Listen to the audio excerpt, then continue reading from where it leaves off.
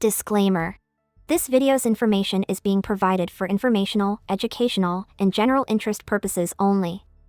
The information in this video is not intended to shock, enrage, or otherwise provoke the viewer. The sole purpose of this video was to raise awareness of true crime-related events. Copyright disclaimer: under Section 107 of the Copyright Act 1976, allowance is made for fair use for purposes such as criticism, comment, news reporting, scholarship, and research. Fair use is a use permitted by copyright statute that might otherwise be infringing. Non-profit, educational, or personal use tips the balance in favor of fair use.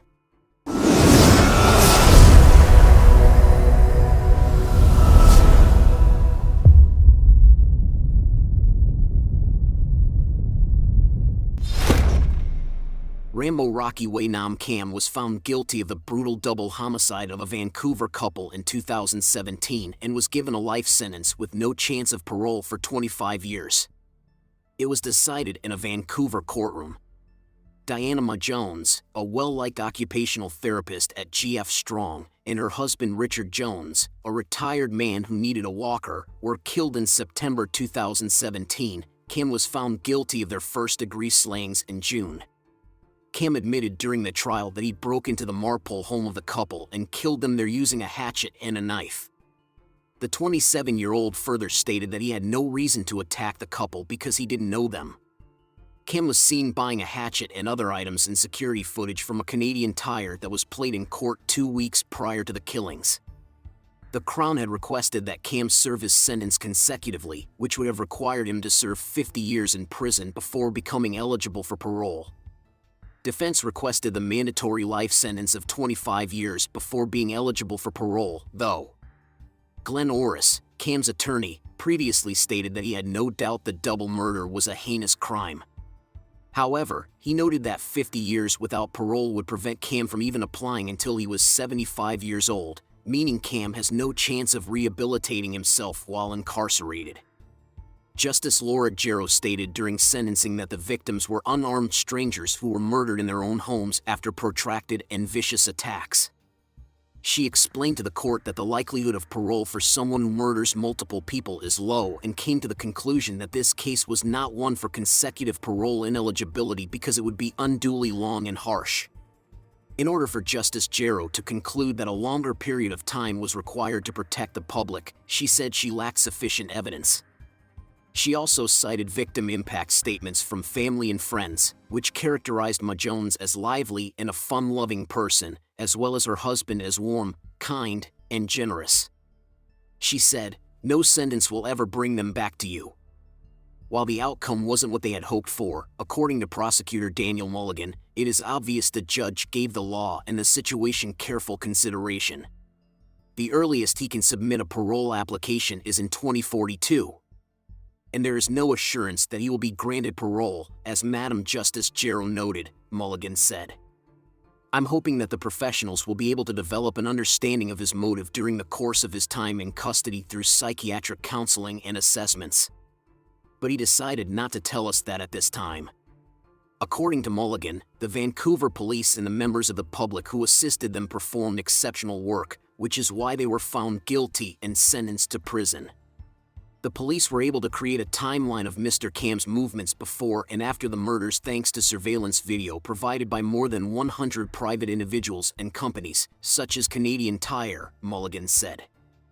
"I'm hoping that Diana Ma Jones and Richard Jones' friends and family will find some solace in the verdict and sentence, and that going forward, they will put more emphasis on remembering and celebrating their lives than on how they died."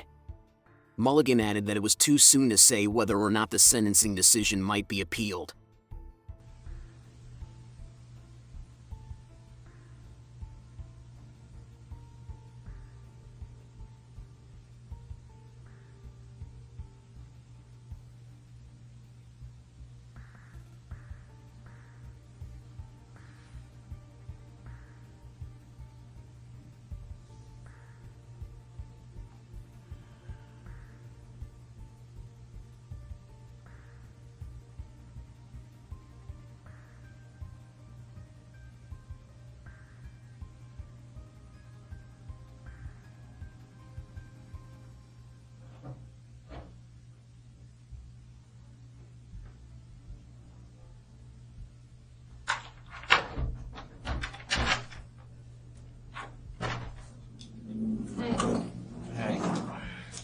are you doing? Yeah, good. I know you're not good. Yeah. What else? Well, I don't know. It's the polite thing to do, I guess. Maybe you have to go. I don't drink Coke. You don't drink Coke? Sorry. What? You would try something else? No, water's fine. You guys with water? Okay. All right. So, when I left last, Rocky, I was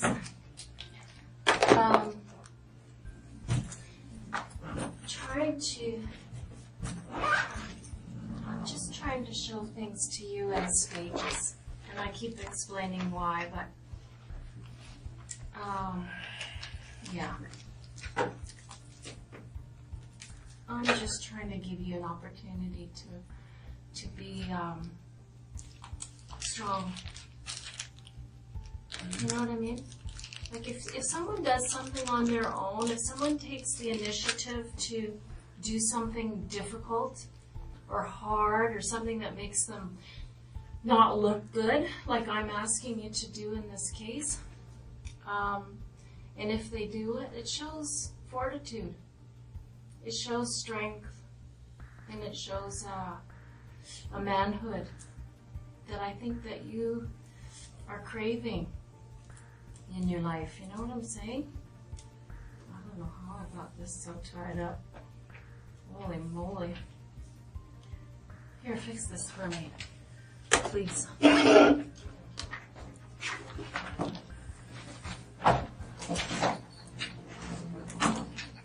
you understand what I just meant, Rocky? Understand? Yeah, did you understand what Sure. I meant by that? Sure. I don't agree though. You don't agree? Okay. But that's Well, not more important here. it's not important? Thank you. Okay. Well, I mean, we don't agree about that, but anyways. Sometimes people, they do the right thing because it's the right thing to do, and some people do the right thing because it makes them look better. I don't know why you're going to do the right thing, but let's see.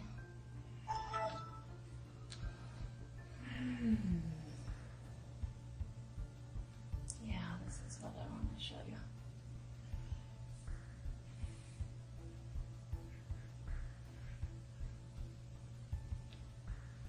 So let me just pause this. You'll notice it says, this is September 13th. Do you see that date there? About 5 minutes to 8. You see that? And this is, of course, Canadian Tire. Your store, local store there. Do you recognize it? I went there. Yeah. I like Canadian Tire too. Most people use Canadian Tire at some point in their lives. So, I noticed there you are. And I also noticed your backpack that you had there.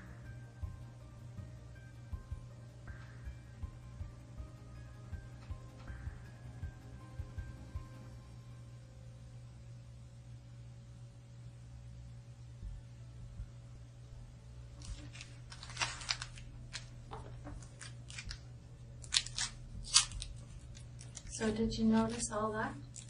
So I want you to know, Rocky, this is a key thing for us. Because once we had that hatchet and it had that serial number, this is an interesting bit of video here too. Because here you're looking at the knives, right? Were you looking at knives for some other reason, for cooking or something?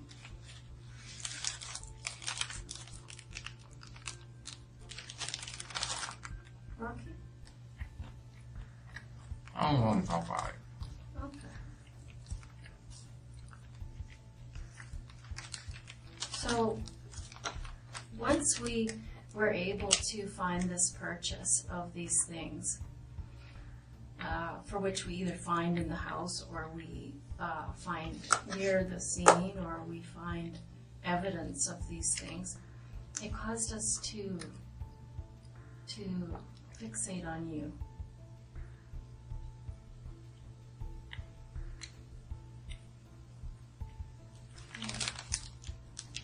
Now let's look at the third Canadian Tire video.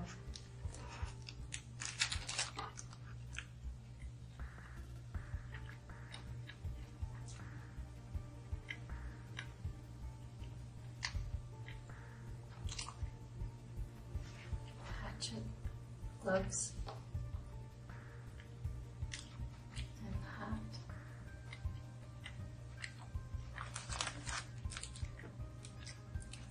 You know that hat, we found it underneath the table at the house where all this happened. Here comes the fourth Canadian Tire video.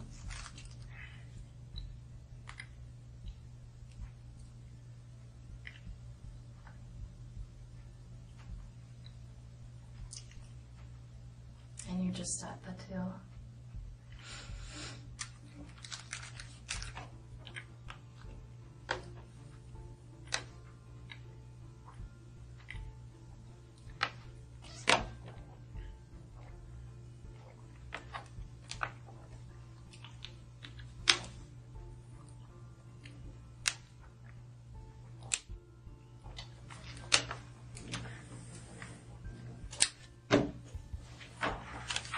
So yeah, Canadian Tire was quite helpful to us because they,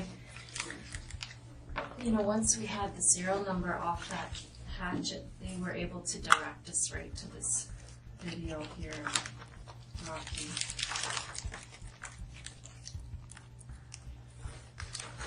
And they gave us the transaction right here that was related to that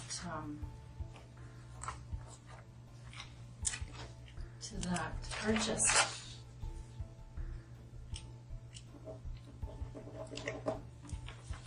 Do you have anything you want to say about that? Do you want to tell us why you bought those things? I'll tell you something about policemen, Rocky. They're always going to assume the worst if you don't offer some explanation. You know what I mean? So, even you as an intelligent person, well, you keep saying you're not, but you are, you're not a dumb guy. I don't know. Policemen are always going to assume the worst. Unless you offer some explanation. This is 2 weeks before the murder. So, something has to be going on here in Rocky Cam's mind, right? Something's going on with you. I'd sure like to know what it is.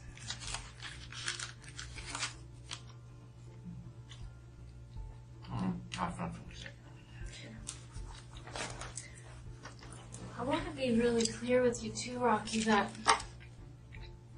we don't need you to say anything, Like, this is it. You're going to be charged with 2 counts of murder.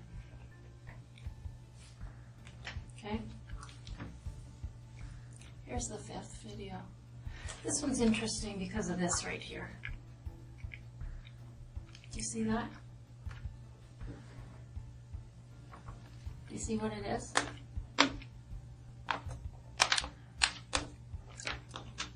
Yeah, it's a backpack.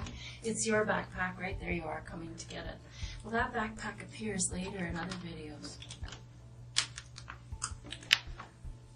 Right? Okay, so just keep that in mind as we go through the evidence.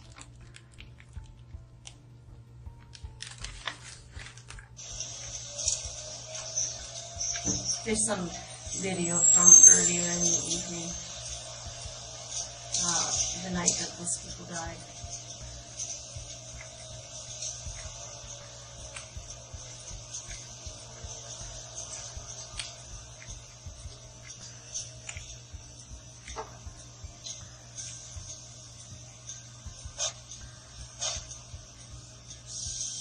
Let's just see walking around earlier in the evening. And there's video. You know, we just follow and follow and follow.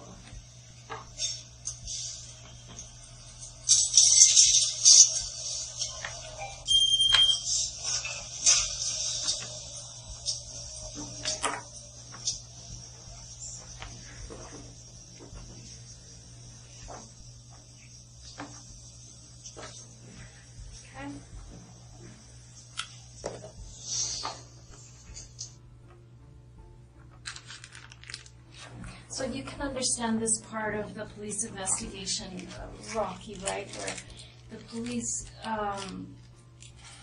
like I said, they go to the scene and they just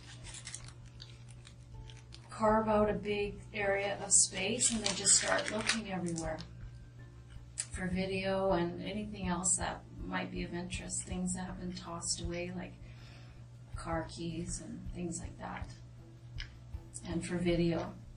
Like when the car left the scene of the house and drove around the neighborhood, and right? Rummaging around in the car, all that's captured on video. Lock in the car and the headlights light up. All that's captured on video, Rocky. Don't worry about that, Rocky. I want you to focus here because it's important. It's way more important than a dirty carpet. Okay? Is there any reason why you'd be driving that woman's car? I have nothing to say. Well, I'd sure like an explanation for it, Rocky, because it's obvious what's happened, and there's just no reason why. And this is obviously something that you've thought about for a while, and I don't know why it happened. And I'm super interested in that.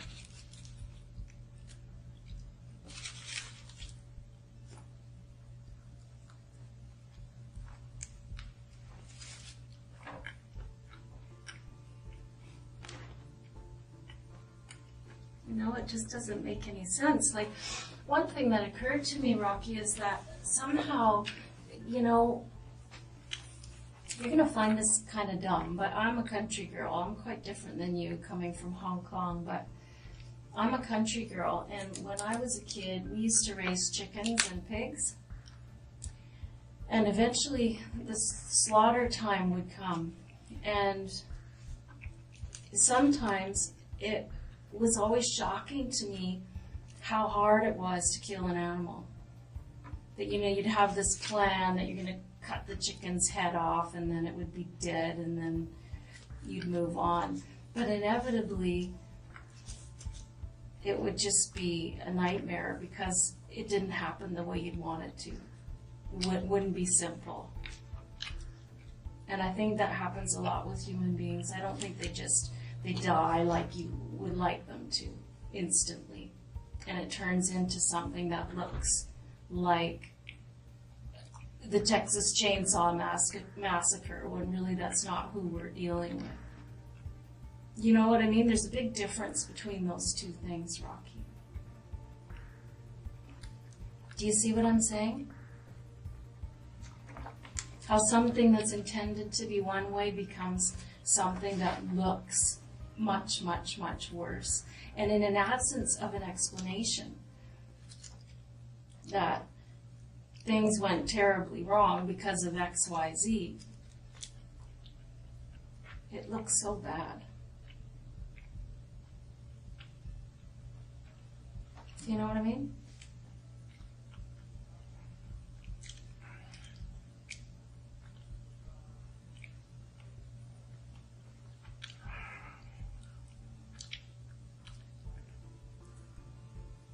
Do you know what I mean? I mean, there's lots of analogies that can make sense here, right? I mean, there's all kinds of analogies that fit into all of our lives like this, right? Where we intend for one thing to go on and it just maybe we keep saying the wrong things and it turns into, someone's offended when really our intention was to apologize. Or in my case of trying to butcher an animal doesn't go smoothly and it turns into a big nightmare because it just didn't go the way we thought it would. The animal didn't cooperate. I mean, I don't know what happened there. I know you went there for a reason. I know you planned it for a really long time.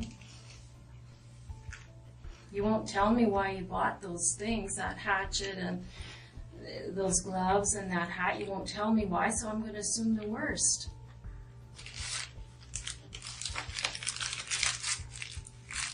I'd like an explanation for those things.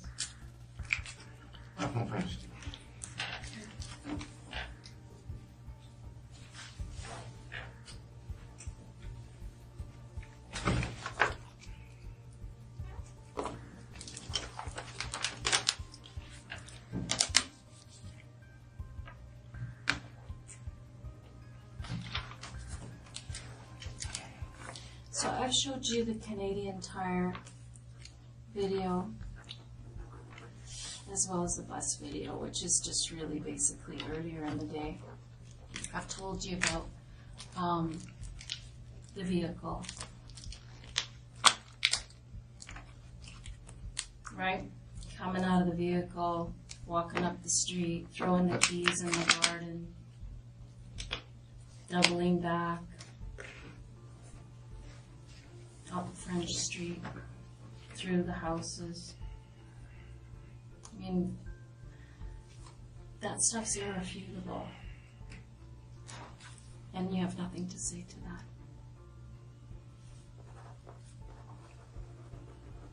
that. Okay. So let's move on. Rocky,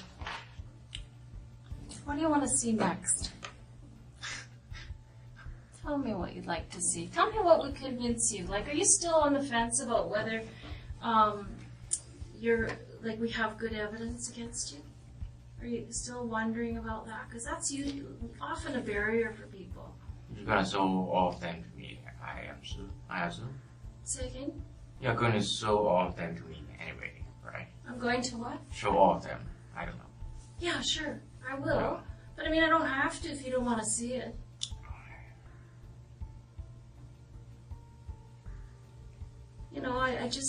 I want to give you every opportunity to take some power and control here. I don't have to if I don't want to see it. But I'm forced to stay here, so I really don't have a choice anyway. Yeah, you do have to stay here. Yeah. But it's not about that. That's the stuff you already know exists. You already know that stuff. You knew that long before I did or any of these investigators did. You don't need me to show it. You know what's there.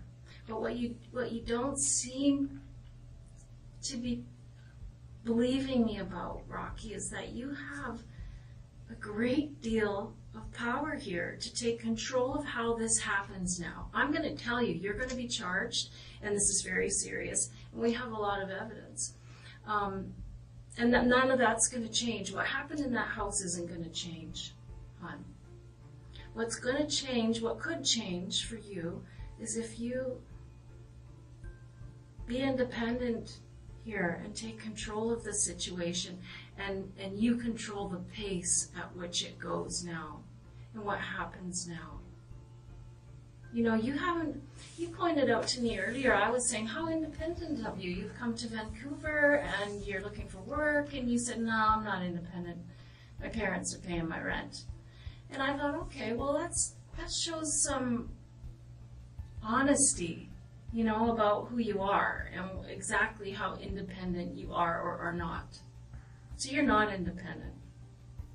And I'm going to suggest from some of the things that you've said to me here today that you're not smart, you're not independent, you've been saying things that are really negative about yourself. I could say something positive. Yeah, like what? Well, I don't say something positive, just to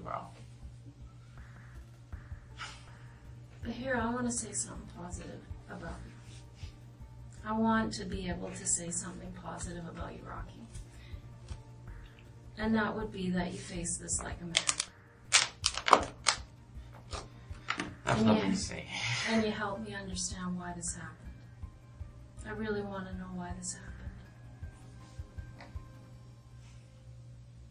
I mean, I don't know if that man was ignorant to you or if this was entirely about getting some attention for yourself. I don't know. I don't know what...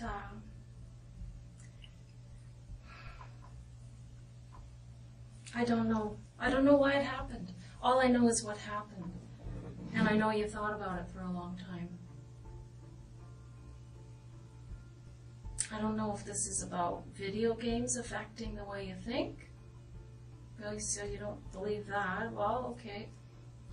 But help me. I want to understand this. Because what I'm saying, Rocky, is you're the only one that could say why this happened and make this clear. Because what we have to do as a society together is make sure these things don't happen again. So if there is a breakdown in the parenting or in the society or in video game presentation, or if you've been suffering from depression or some kind of mental illness for a long time, well then I'd like to hear about that.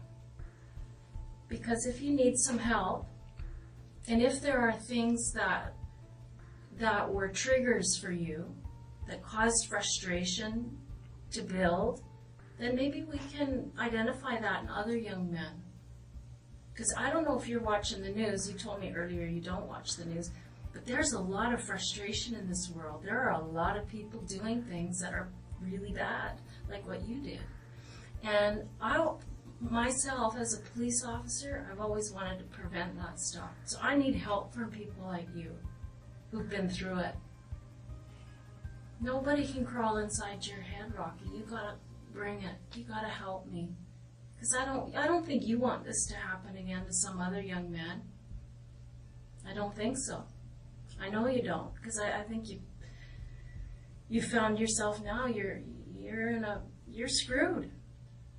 You're going to be charged with murder times 2. That's it. I mean, I'm going to keep showing you evidence because there's a lot more and it's a lot heavier.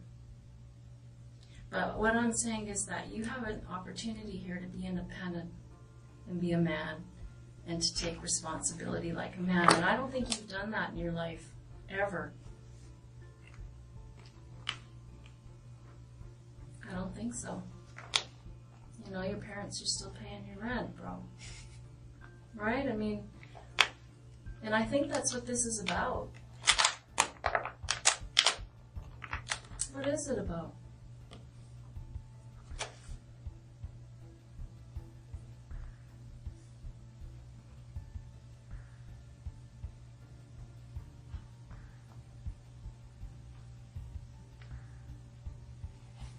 I have nothing to say. So, Rocky, when I tell you that there's lots of young people going through what you went through,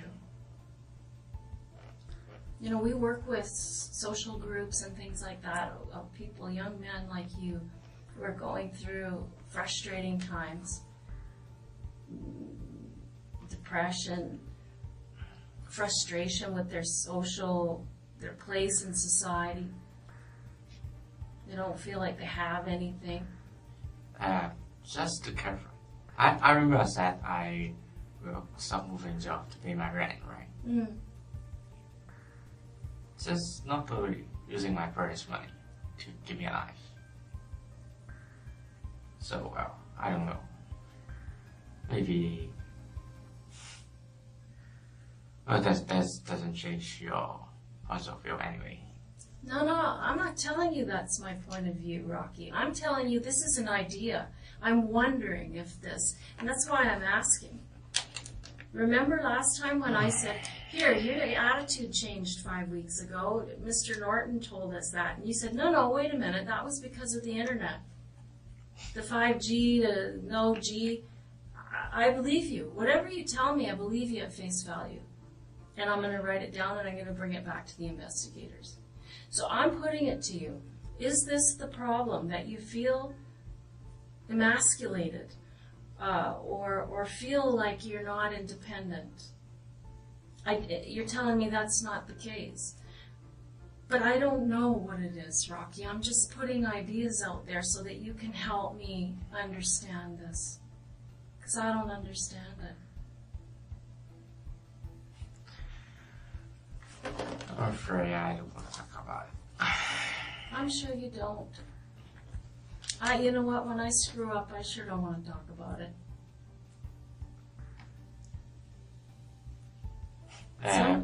Let me change it. I have nothing to say. Well, that's not true. I know you have a lot to say. It's just that you don't want to say it. And that's fair enough. That's your choice. That's your choice. But I'm giving you the choice. I'm giving you the option. Because this option isn't going to be here forever, Rocky. Right? That's something that you have to understand, is that eventually this, what we call a disclosure package, is going to go to the Crown Counsel, which is the lawyer who is going to prosecute you. And that's the story that's going to go forward. I don't know. Is that what you want?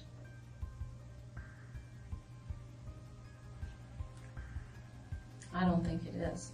And I think that you don't know what that package looks like yet. But I'm going to show it to you. You know, let me ask you this. Do you remember not very long ago, I think maybe just a few days ago, less than a week ago, you were at the grocery store? Remember being at the grocery store and there was a girl there? She had a sore arm. Remember that? She had her arm in a sling and she couldn't get her bottle open. You remember that? I can see from your face that you're lighting up. You can remember that very well.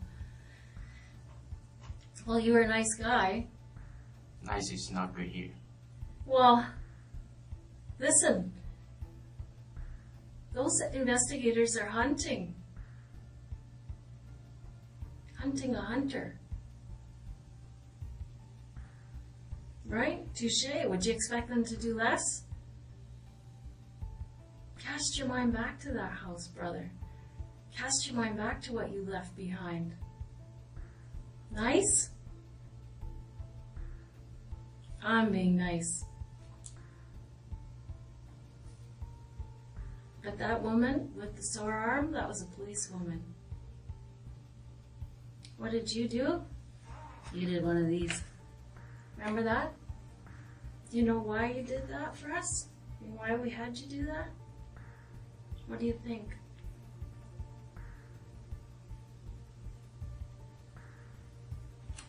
Nothing to say. You have something to say? Nothing to say. Okay. Well, the reason we had you do that for us, Rocky, was we were looking for your DNA. Do you understand DNA?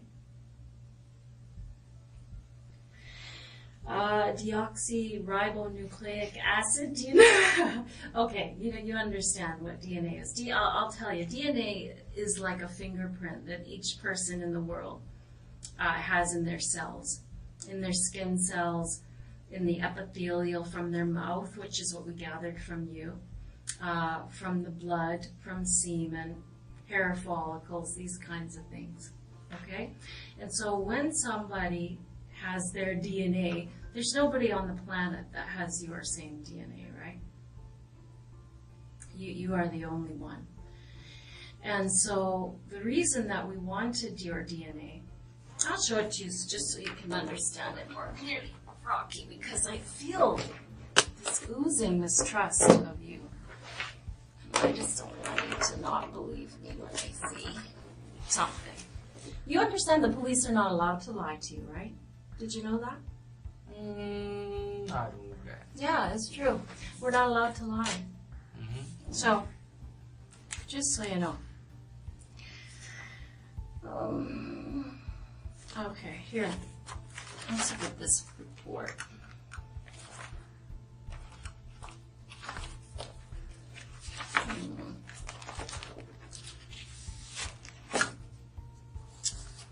You need glasses, man. Rocky, I gotta book it out of here and What? get some glasses. Glasses? Glasses, I Oh, can't okay. see. Anyway, I have a DNA report here, and I'm gonna show you what it means. Why we would gather your Take your DNA. time. Take your time. Pardon? Take your time. Okay, thanks. That's kind of you. I can't go anywhere. No, you can't. Let me have my moment to get my glasses. And stand by, brother. Oh. There they are. Fabulous. Let's go back. Let's go back. I don't think it's necessary. Why? What do you think it says? I don't understand any of them anyway. Well, it's not difficult. Let me explain it to you in lay terms. What these reports basically say is that when Mrs. Ma Jones was taken to the autopsy, what they did is they took fingernail clippings from her fingers. And then what they did is they did a DNA analysis under her fingernails. And so what they found was a male profile. So then, what we had was this, there's Matt here. Sorry about this, there's so many little things going on. So what we had, Rocky, just to put the whole thing in context for you, is we had this scene with two people who had passed away. Our forensic identification people spent days and days and days at that house analyzing blood spatter, all kinds of things at that house. We found that hatchet at the scene. One of our investigators found the serial number on that hatchet and found out that Canadian Tire is the only place that sells that. And then Canadian Tire pointed out, hey, this is the only sale of that hatchet. We'll show you the video. So they showed us that video of you buying the hatchet, the hat that happens to be the same hat that we found in the house under the kitchen table. And there were glove patterns on the walls that indicate that those are the gloves that were used in this murder.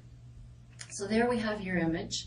We didn't know who you were at that time because, of course, you paid cash, right? So we just had your face. So what our investigators did very cleverly is they put a big box around the neighborhood because we knew you had driven that car, or, that car was it was driven right near your house, and the keys were thrown in the yard, and then this running through the houses, and so we put a big box around this neighborhood, including the place where the car was parked, and we just set surveillance there for weeks, watching, showing our surveillance people your image from the Canadian Tire. Right? We said, here's the guy we're looking for. He's got the exact same items that we find at the murder scene. So they're out there day after day after day, and finally, guess what happened? It was Christmas in October. There's the guy we see at Canadian Tire. We see him walking. And you know where we saw you walking to? We saw you walk. I'm going to take your Coke. You said you didn't want it. Yeah, I don't drink I'm going to drink the Coke. So our clever investigators spot you. And where did you go? But you went to the Bank of Montreal. So, of course, as soon as you left, they go right in there, capture your image again, and capture your name. And so now we knew who you were. And so now we're still setting surveillance to try to find out where you live. So eventually, of course, they just followed you back to your house. So now we know who you are, we know where you live. But we're still not quite sure because we aren't, we think would be quite a coincidence that the person who bought a hatchet the same as the one at the scene, gloves, same as the pattern at the scene, and the hat, same one at the scene, would be living in the same neighborhood. What are the chances of that? But still, we had to be sure, right? So when Mrs. Ma Jones went for her autopsy and had her fingernails clipped and there was a male DNA profile underneath her nails, well, we just knew we had to get your DNA and see if it matched the DNA under her fingernails. And so there you were, giving us your DNA at the grocery store. So that was sent in on an emergency basis. And guess what? It matches. I think it says something like 1 in 19 billion chance that it's not you. So that's impossible. It's you. And they have you on DNA. Do you want to see the report? I don't understand that. You don't understand what? The report anyway. Rocky, it's over.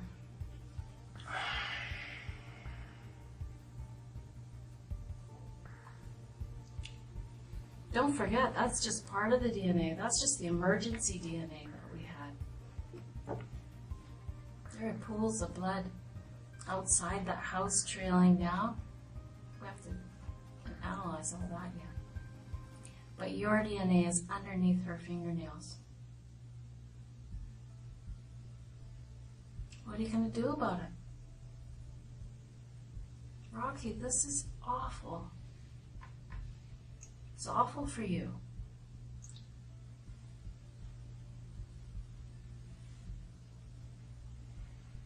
Are you shocked? Or did you know we were coming? I have nothing to say. Well, Rocky, come on. Come on, Rocky. That just can't be your response to this. It can't be. It's so unfair to those people.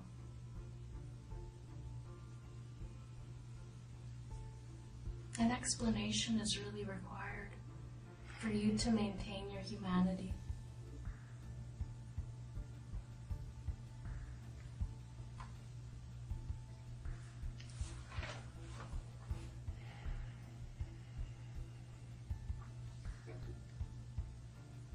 What's next?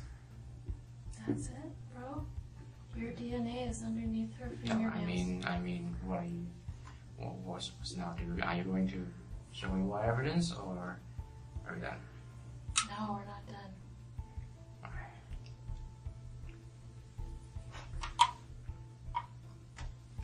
What are we gonna do here? You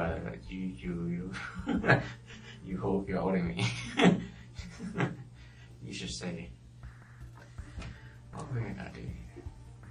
So, Rocky, I've asked you for an explanation why you bought those things 2 weeks before these people died. And what's your explanation? That's nothing to say. I've told you that your image is seen after this incident with that backpack on in the neighborhood. Your DNA is under the victim's fingernails. This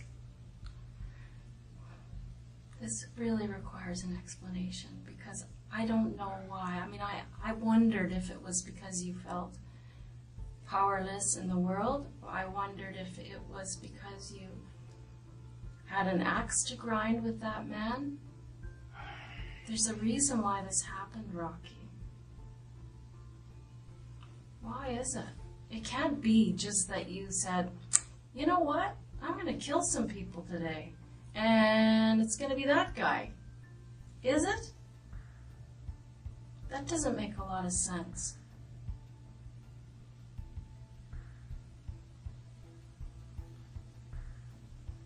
don't think that this is the way you want it to go down. I don't think this is what would be right if you let this be the only thing that people see, is all of this evidence leading up to your capture, and it is culminated in a DNA hit that is irrefutable. It's irrefutable that your DNA is underneath that woman's fingernails. I just want to know why. But what's your biggest fear, Rocky? What are you most afraid of?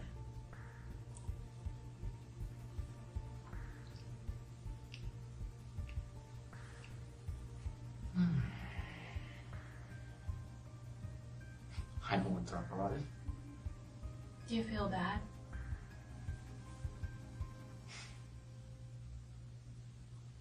Are you scared what your parents are going to think?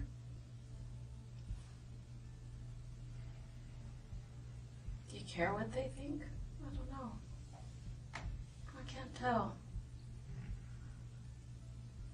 What do you think they're going to say?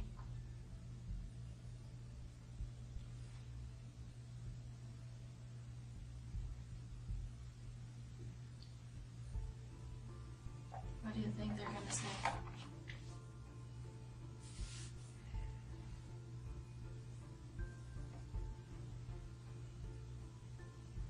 What do you think your brother's going to say? Are you worried about that? I mean, some people don't care what their family thinks. I don't know your position. If you love them, you respect them, you think they're going to be disappointed or sad, and some people don't care what they think. Some people do things like this to mess with their family. I don't know. I've heard every kind of reason for these kinds of things, and with you, whenever I suggest something, you kind of give me the. Oh, just don't worry about it. Don't worry about what? I need to understand this. I don't think that's necessary. Well, it is for me. It is for you too, I think. I have nothing to say. Please don't laugh at this. That's not I can control. Have you ever been diagnosed with any learning disabilities? What do you mean learning disability? I don't know, like dyslexia or anything like that. I don't see that in you I don't know because. what that is. Oh, okay. So that means that you haven't been, that you're good. Do you think that you have problems that are internal? Some people, when they're in this position, Rocky, they describe to me that they have felt like there was something going on inside of them for a long time that they couldn't control. I don't know if that's true for you. That it's entirely about them. It had nothing to do with these people. I don't know. I don't know.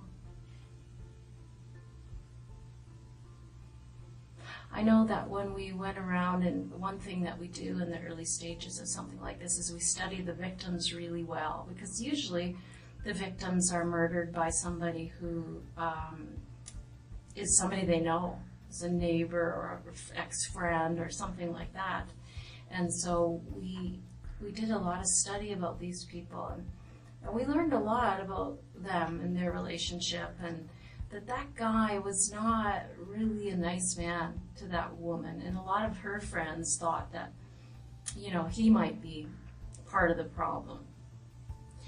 And so, I just keep going back to the fact that if he offended the lady at the grocery store, and he offended the lady at the liquor store where he went twice a day because he had a liquor problem, maybe he came across your bow and was ignorant to you or set you off on a bad day. I don't know. But he did not impress people as a nice man.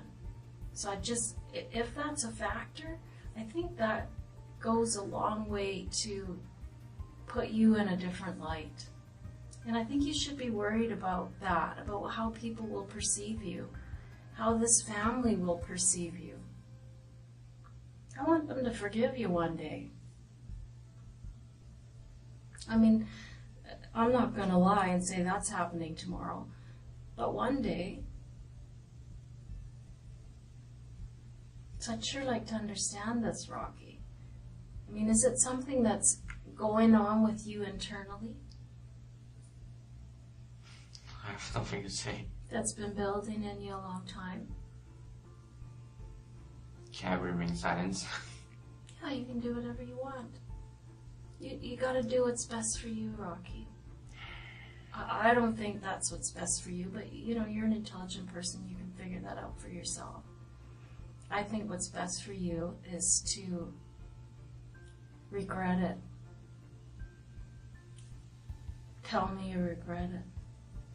Tell me you wish you could go back 6 weeks. Go see, I don't know, fly home, go see your brother, do anything but this. I mean, don't you think you wish you could turn back time? I think we all do. I know I wish I could in my life at times. I mean, that kind of talk goes a long way to help people heal. And it helps people relax in their neighborhoods, right? If they understand what the impetus was, what caused things to happen, they can move on. I mean, you don't seem like a scary guy to me, Rocky. I mean, are you a scary guy?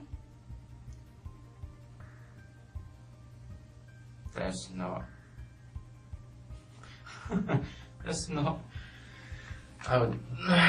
for me to decide. Well, you can decide that. That's another thing that you have a lot of power in. You can have a lot of power in deciding what other people see.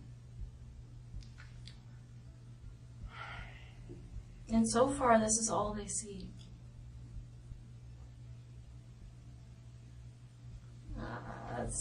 That's not what you want, man. I mean, the fact of the matter is, Rocky, you can see that the evidence is overwhelming. It is overwhelming. That you planned this, you waited 2 weeks, and then you did this thing for whatever reason. I don't know what you were doing in there. I don't know if you intended it to go this gruesomely. I want to hope and say you didn't.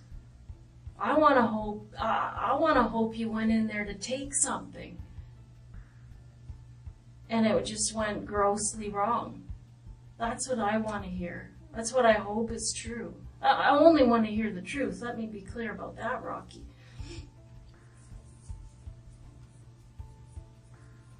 But I just can't put it to rest in my own head. I need to sleep at night too, you know. And you just don't seem like a scary guy to me. How did this happen?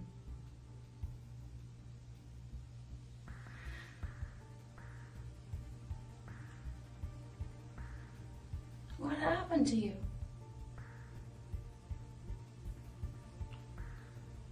I have nothing to say. Sure you do. You have a lot to say.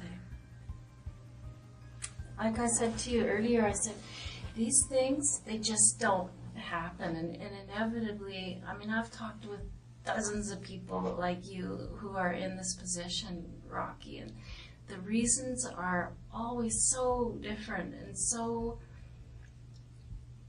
I can't believe the impact that the person in your shoes has at this stage of the game on healing for the victims, family, healing for the community.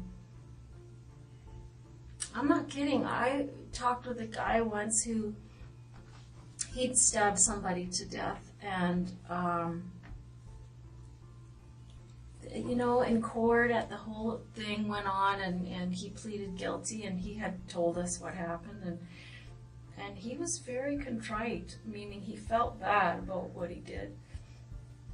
And he did a lot for that family to help them heal and sleep at night. Because when something like this happens to your family, you don't sleep at night. Maybe forever. So you have a lot of power to give people some comfort. I think you owe it to them even. You know what I'm saying? Do you get what I mean? When somebody tries to make amends, that it definitely helps people.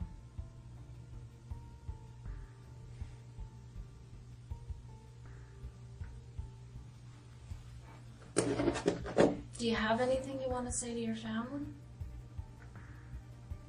My family? Yeah. You mean you want to contact them? Yeah. We are contacting them. Well, you are doing that anyway. Mm-hmm. We have to. Oh. Do you want us to tell them anything? You're going to tell them anyway? I don't know what they're going to say, yeah. Yeah. What do you want us to say? Does it upset you to hear that? Yeah, I mean, well, it's, you know, Rocky, this kind of thing doesn't stay under a bushel. This isn't a theft under, son. Of course they're going to know. Are they to blame for any of this? for what? For this? I'm not going to say.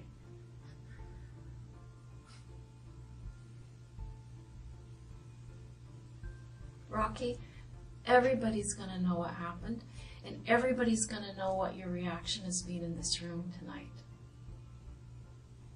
I want them to know that you feel bad and that you wish it didn't happen at the very least. I wish you could tell me what happened so that we can keep our eyes out for other young men that go through this. I wish you'd help us with that. That's a decent thing to do. It's a polite thing to do.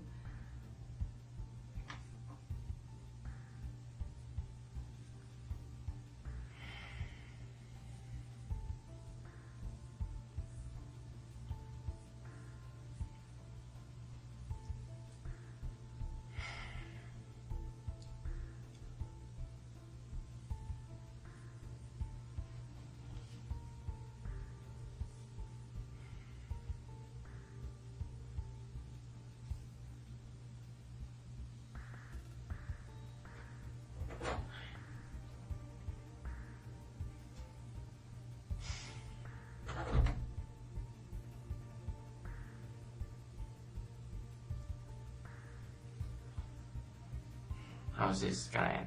Like, when? It's never going to be over. No, I mean this I don't know. today.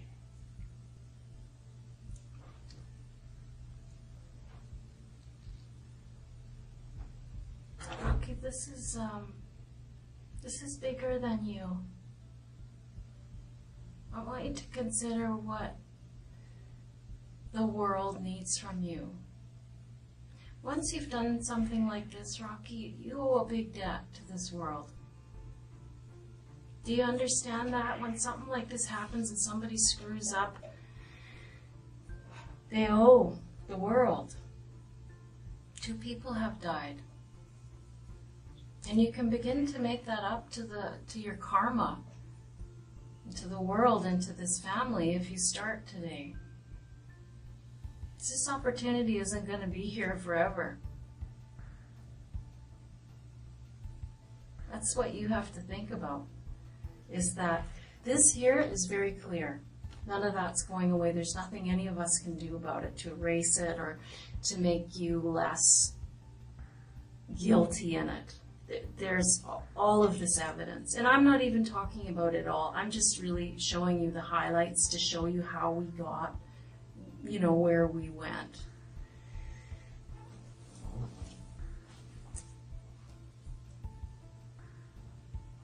that nothing's going to change any of that. That is what it is. Not talking about that isn't going to make it go away. It isn't going to take that DNA out from underneath her fingernails. It isn't going to take that DNA off that pop that you cracked open for us at the grocery store. You know what I mean? That's all in evidence now. The Crown is aware of it.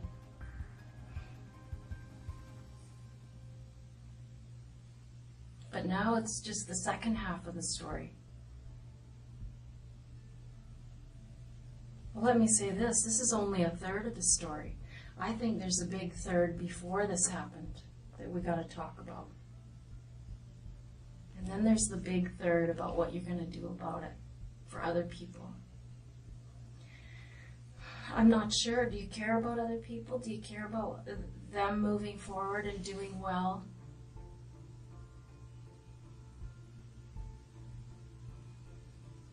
No. If I don't think there's any what. I don't care about that. I'm interested in what you're saying. I haven't said anything. I have nothing to say. I think that what you are on the verge of saying, and correct me if I'm wrong, is that there's nothing that you could do or say that would erase this. And you're right about that to an extent, Rocky. But one thing that I'm always part of is the aftermath of these things. What goes on with families afterwards and what goes on with people like you afterwards. About how you heal yourself and become somebody who'd never do something like this again. I mean, that's a big part of the question here. Is this going to happen again? And that's part of the question. And if you feel that that's not possible, I'd like to know why. And if you feel like it is possible, how do you think we can deal with it so that it doesn't happen again? I have nothing to say. Just answer. You're sorry for what? Just answer the phone. I have nothing to say.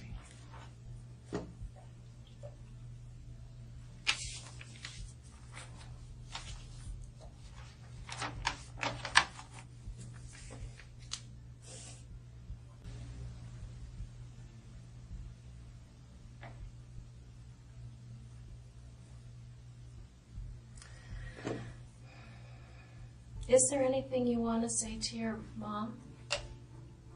What? Is there anything you want to say to your mom? Nothing specifically. No. You already told that, right? They're going to, yeah. Yeah. Do you love your mom? Yeah. Well, just so you know, this is going to be in the media tomorrow. I don't understand media. What? Oh, media. Oh. The media. Oh. So they're going to hear all that. Okay. Is there a message you want to get to them? I have nothing to say.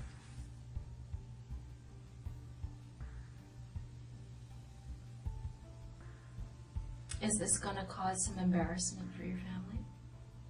Sure it is. Are you worried about that? I have nothing to say. Do you think your parents predicted this?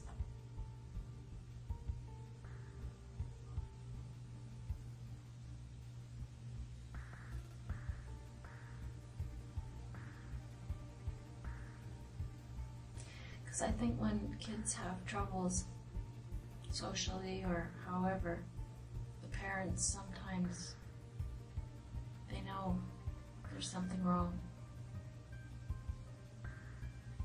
Did your parents notice there was something wrong when you were young? Hon, I don't know what you think that you're guarding. I don't know what it is. I know you think, I don't know, I think you think if you're mute that this isn't going to go forward or that this doesn't exist. But that's just not true. It is. Period. What's the procedure? Well, procedure is easy, you know. We talk. We figure out what happened. We figure out why it happened. And then we can study that and learn from it and help other people. No, I mean, what's the procedure? You're gonna submit to the court? Like when or and they will go this thing will go to the media? Or what? I don't know. Yeah, it's gonna be. I just want to know the. I want to make sure that everybody sees the whole picture, Rocky, not just this. Can you understand my position? Like, I want to be a humanitarian to you. I want to give you the power to not just have people look at this. That's not fair. There's something else going on, and I'm sure of it. There's something else inside of you. I want to say kid, but you know what I mean? You're so young, Rocky. I have a son your age. I have a son 10 years older than you, too. You know, like, what is happening to you? Help me. I don't want this to happen to my son. Why do you think this happened? I really want you to know something, that I perceive you as a victim in this, too. There's 3 lives lost that day. And I know you don't believe me. You're looking at me like, nah, right, lady, whatever. I know that's what you're thinking. No. Well, what are you thinking? Share with me. Like, I am being absolutely honest with you. Yeah. Maybe. But that's not important here. What is important to you?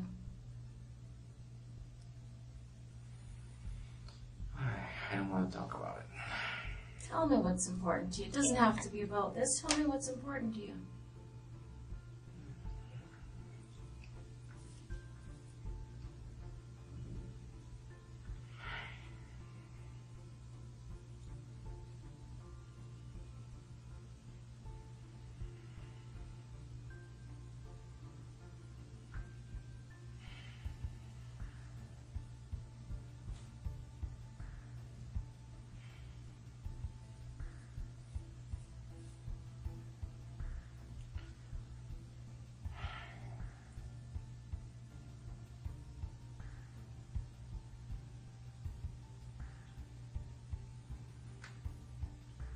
You can't do it all night, right?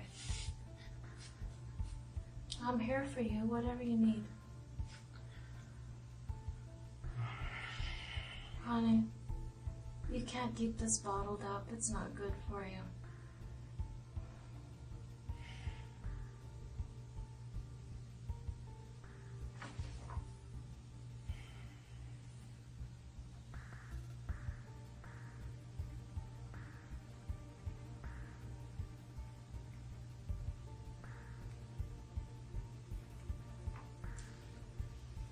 Is it all the evidence you have? Or is or mostly the highlight already? That's the highlights, yeah. Okay. The DNA under the fingernails is don't need much more than that, right? Yeah.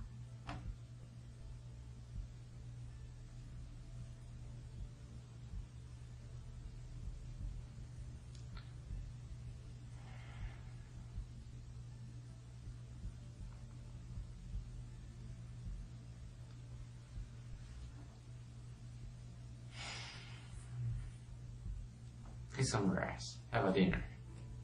No. I'm gonna sit with you. I think you need company. No thanks. Husband? Children? Oh, colleagues. Oh, information. Contacting my relatives. No.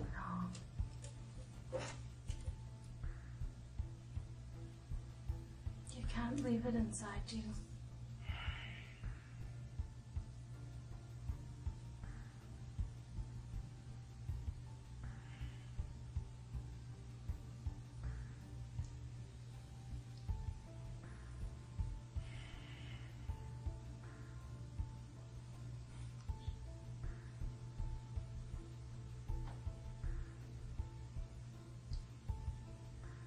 Anyway, I could make this end. You know, it's not going away. It's not going to end anytime. I mean, this is going to be your life for a little while.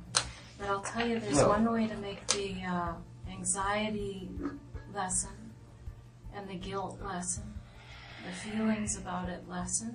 You can do a lot to make yourself feel better. Well, I didn't ask about that. I just... you stare at me is kind of, boring. Yeah.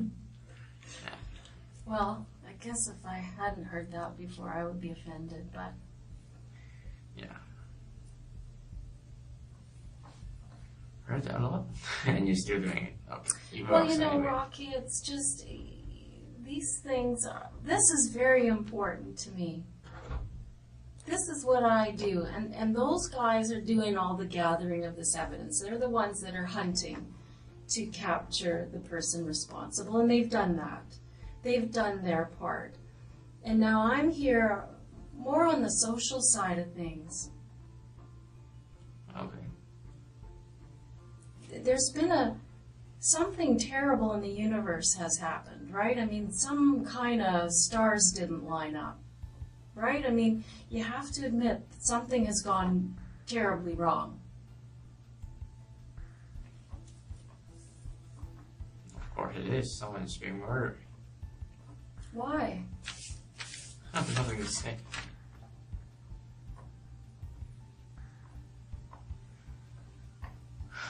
I don't believe that's true.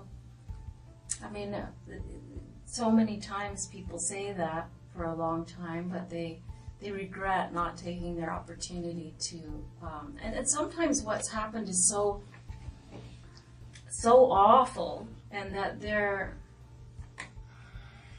reason it happened is so awful.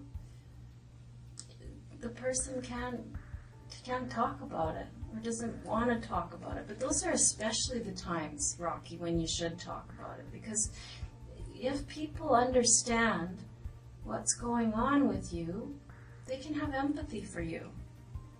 They can have some understanding. Your parents will have some understanding, perhaps. And, you know, I can be that conduit to make sure that people know that this file doesn't go forward just with Rocky's DNA is under the victim's fingernails. Rocky's DNA is on the knife. I didn't mention the knife, but there's a knife there and it has your DNA on it as well. It's a little orange knife, like a little ceramic bladed knife. You want to see a picture of it? It was on the front step of the house. There's lots of little things like that that I haven't mentioned because they're penultimate to the DNA under the fingernails, right? It's not as compelling to anybody looking at it.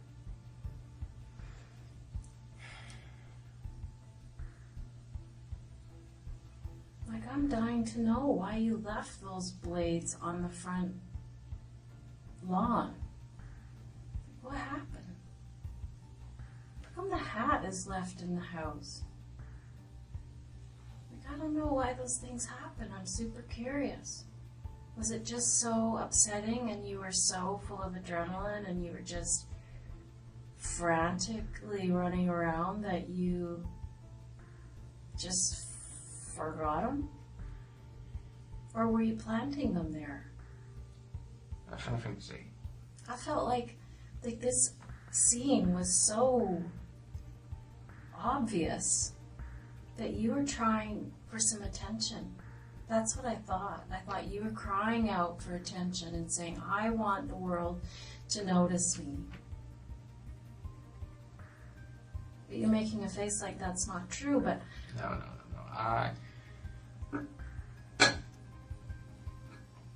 Never mind.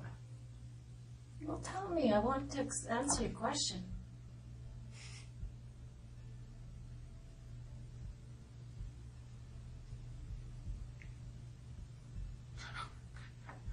I don't know what to say. question, Rocky. It's okay. If I can answer, I will. Yeah, I want to ask a question. Yeah.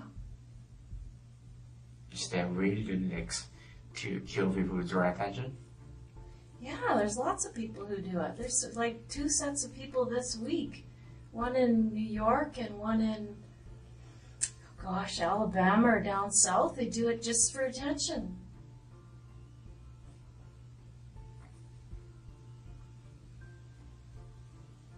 And when I saw this scene with some obvious evidence that's obviously going to be full of your DNA, I don't know why it was left there.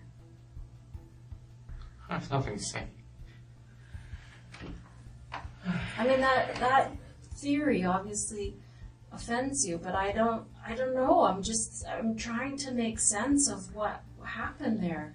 And without you, I can't really do it. I can only say, I know Rocky's responsible. I know Rocky's going to be charged with murder. That's all I know.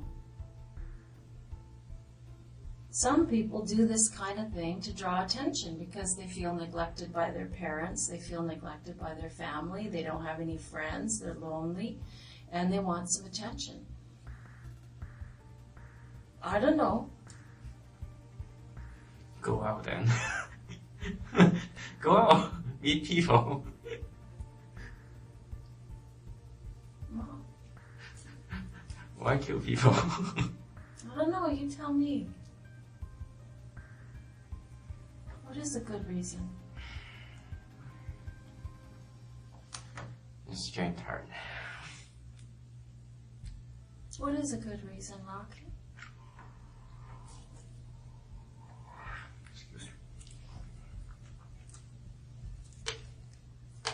Because there are good reasons to kill people. Is there? Yeah, there is. I mean, it doesn't make them lawful, but there are good reasons to kill people, right? There's war, and there's revenge, and somebody's sleeping with your wife, and somebody insults somebody else on a very serious level. I don't know. Robbery sometimes is why people do it. I mean, those aren't lawful reasons, but they are reasons.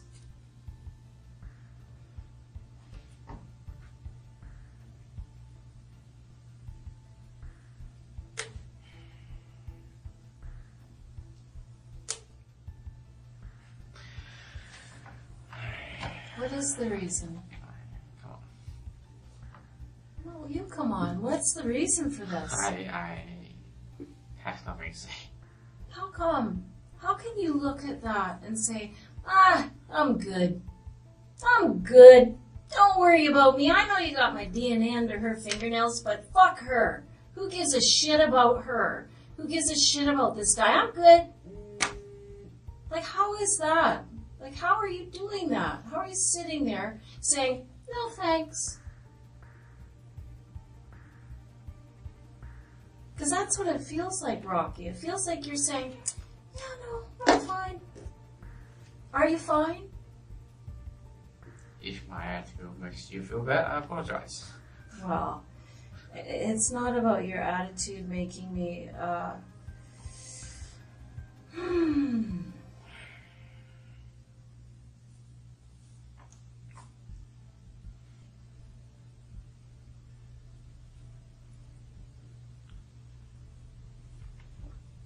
I don't know. I don't know if your family is going to be able to shed some light on this, Rocky.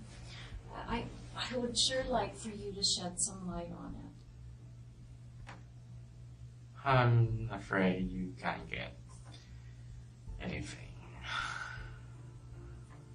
Well, that's up to you.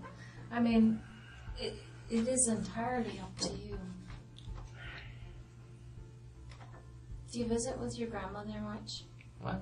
Do you visit with your grandmother much? Grandmother? Not often. Not very much.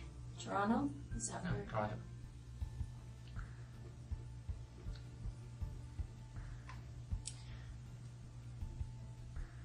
I want you to consider everybody in this thing, Rocky. Everybody. You know, you have family that cares about you. Imagine the impact of this on them, and knowing that you opted to say, no, I'm good. Nothing to see here. I'm fine. Do you think that, I mean, there's this, which is bad enough. That's done. There's nothing that can be done about that. But now to know that your son sits mute in the face of all this, what kind of boy did they raise? Are you worried about the impact on them that will have? I don't know what your relationship is with them. I mean, some people hate their parents, and so they don't really give a shit if it makes their parents look bad or if it makes their parents look like they raised someone who doesn't care about anybody else. I don't know, but I'm not sure where you're at on that.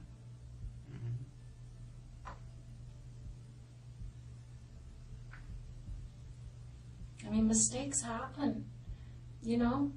Even mistakes as awful as this happen. Like I said before, these things, they start out as one thing and they spiral into a big mess. And they're not intended to go like that. That's what I want to believe. I really do want to believe that, Rocky.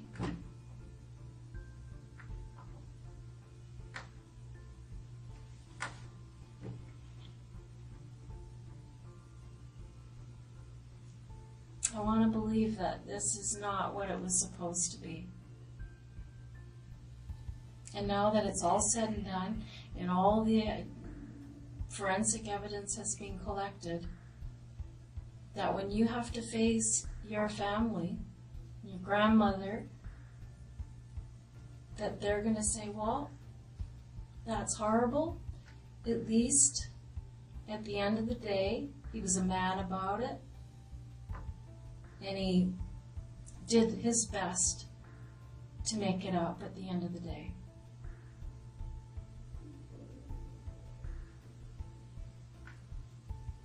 You can only do what you can do. And I know what you're thinking. I mean, you've expressed it already, that there isn't,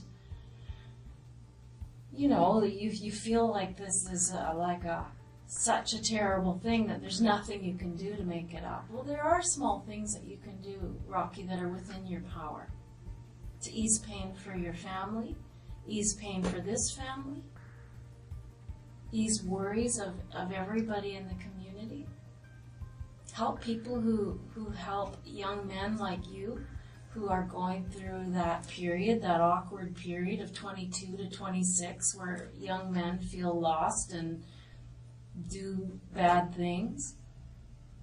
You have a lot of power here to help the future. And I want you to take that step.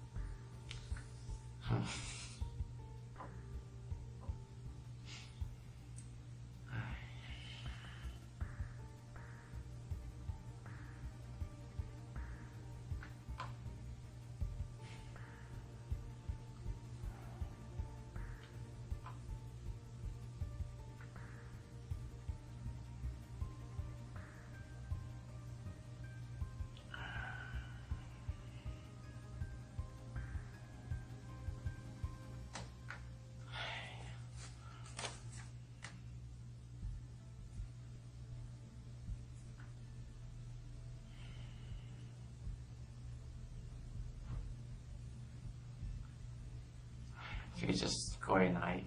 I'm getting tired. Yeah, I know. Pretty stupid. It is exhausting to think about this stuff, Rocky. It is tiresome. But you have to think about your grandmother tonight. And you need to think about your parents. And I don't know if you love them or have a beef with them or not, but you need to give them a gift, which is, my son screwed up, but at the end of the day, he did the right thing.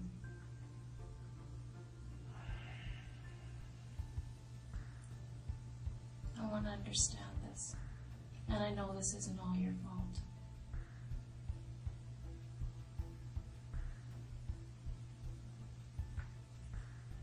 I know it's not all your fault.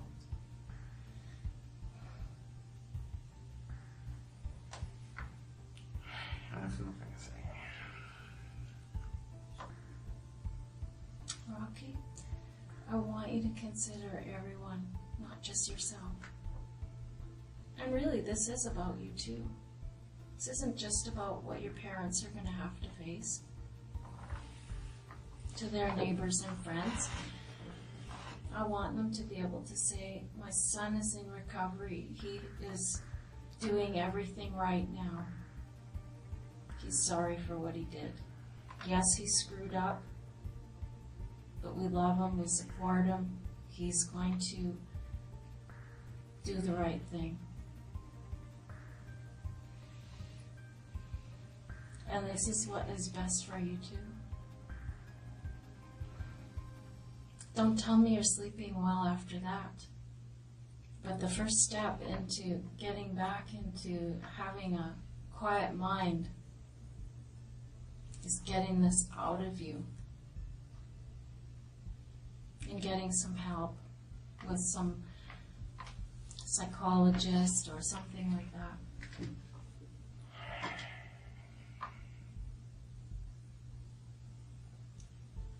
You can't do this by yourself, Rocky.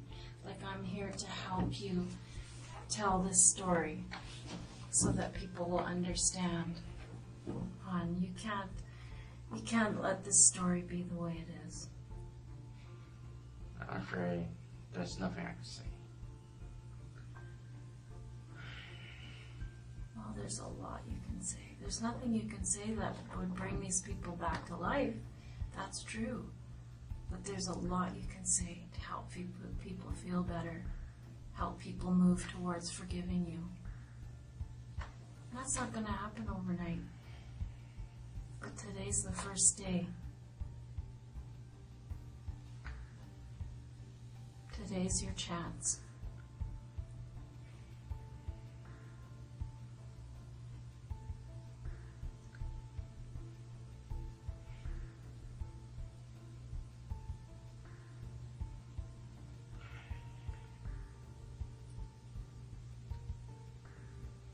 Today's your chance, Rocky. And I know it's painful, honey. I've done this with lots of people and it's painful. But it always makes you feel better. I'm just tired. Yeah, well, I'm just tired. It's exhausting to hear this stuff. It really, the adrenaline rush of the whole day and then to slowly get the evidence revealed to you is mind-blowing. I get it. That's normal.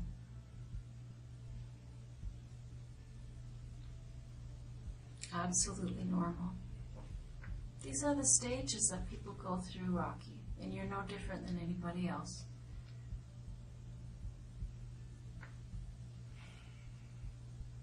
At the end of the day, everybody does what's best for them.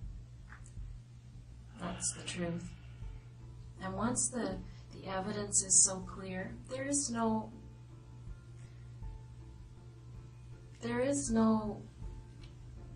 loss to you.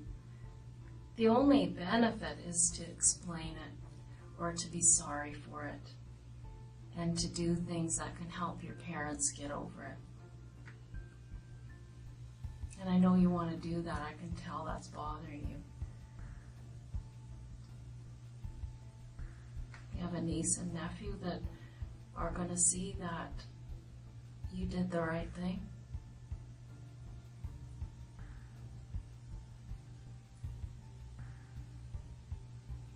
3 years old, 4 years old. Yeah, but they're gonna grow up. They're gonna grow up, Rocky, and they're gonna say, yeah, I gotta watch out, I gotta be careful, I gotta make sure I don't make these same mistakes, because you're gonna teach them. And you're gonna teach them how to face their mistakes. And you're gonna teach them how to be good people by handling this property. And I'm sure that is important to you.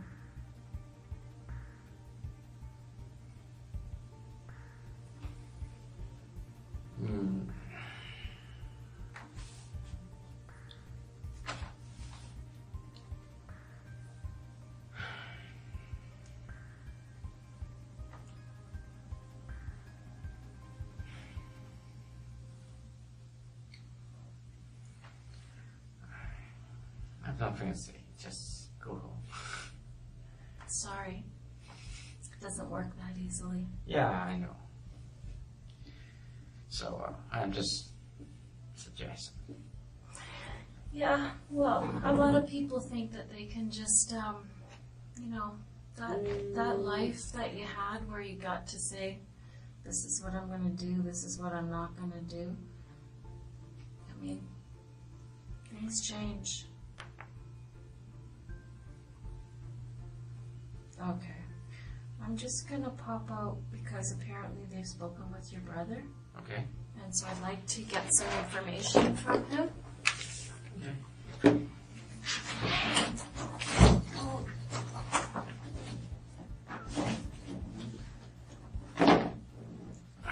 Can you bring me a water while you're there? Yeah, sure. Excellent. You're welcome. Promise me you'll think about these things. Think about your family, okay? Oh, I got water right here. Oh, thanks. Welcome. Let me know, Rocky, if there's any of this evidence you'd like to peruse more closely, like the DNA reports or Okay. anything like that. Let me leave you with something. Oh, I won't do that one. Already showed it to you. Okay.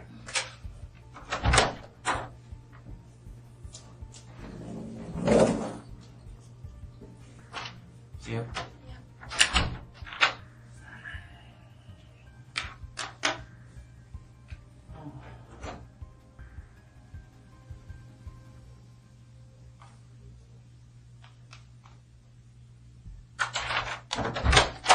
Hey, Rocky, you want to come for a breath fresher? What? Just gonna get some fresh air into you. Okay.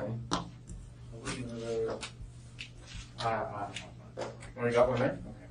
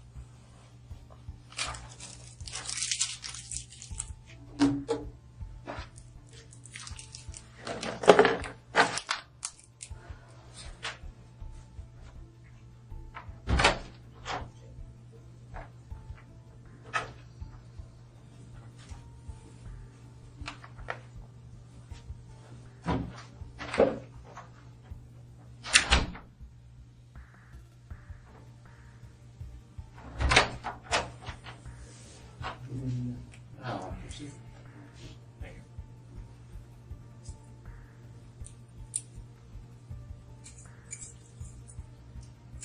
Thanks, Simon.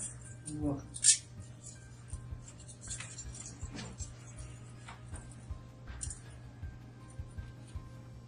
You got other woman? Yeah. I've got one here too. Too many. Too many? Okay. Yeah, already. Oh, well, that's good. You'll be fully hydrated. Thanks, you guys. So, a little break. I'll put some things up Yeah. so that you can see clearly. Sometimes I think when I go over the evidence, that in your shoes, like the adrenaline's pumping and maybe you don't get a chance to absorb it all and understand what's happening. So what I've done is, Rocky, I've put things up so that you can understand how the investigation built and led up to things. Some of these things are out of chronological order because we went backwards in time, like I told you, right? Because what happened was, of course, do you want to come and see these things just so it's I clear don't to you? want to. Oh, come on. It'll make it clear to you, Rocky. Intelligent people want to know what's happening to them. No, I'm only that. Yes, you are. Like, you keep saying you're not, hon, but you are. I know you are. But anyhow, at the crime scene, this is what we saw outside, was this knife here. This knife ultimately was analyzed. Swabs were taken off of there by our forensic identification people, and later that was it was found that there was male DNA on there. And when we found that, we didn't know who you were yet, but we had this DNA profile. Also, of course, was the hatchet that was outside in the yard. Here it is where it was sitting, and this was probably what caused you the most difficulty right here, because what our investigators did is they looked at this coding here, and this coding told them that this instrument was bought at Canadian Tire. So off they went to Canadian Tire and said, hey, when's the last time you sold this hatchet? And they said, well, right here. Here it is. And not only that, but a hat was sold. That hat right there, a hat similar to that. Anyway, that hat right there was sold, as well as these gloves, similar gloves to these ones. That was on September the 13th. And of course, we have this person here connected to that purchase. We didn't know who you were yet, but we had this image of you. Here you are making the purchase here. You didn't even wait for your receipt. But anyway, you know, it's a computer system. They keep their own receipt. So we had this image, and what we did was we went into the neighborhood, and we just set up surveillance everywhere. And soon enough, one of our very super bright guys said, there he is. And they followed you to the bank where you used your bank card. And then we went into the bank and said, who was that? And they said, that's Rocky Cam. So now we had your name. We knew who you were. And so then we could start to investigate who you were, and we followed you back to your house. So we knew where you lived then. So that's how the investigation got started. And believe me, Rocky, it has just only begun. I mean, we do have overwhelming evidence, but it has only just begun. This backpack here that we see you drop off at Canadian Tire, we later see it in the vicinity of this truck here. I verily believe you drove that truck away from the house, and your image was captured when you locked the truck and the lights came on. There was blood evidence in that truck.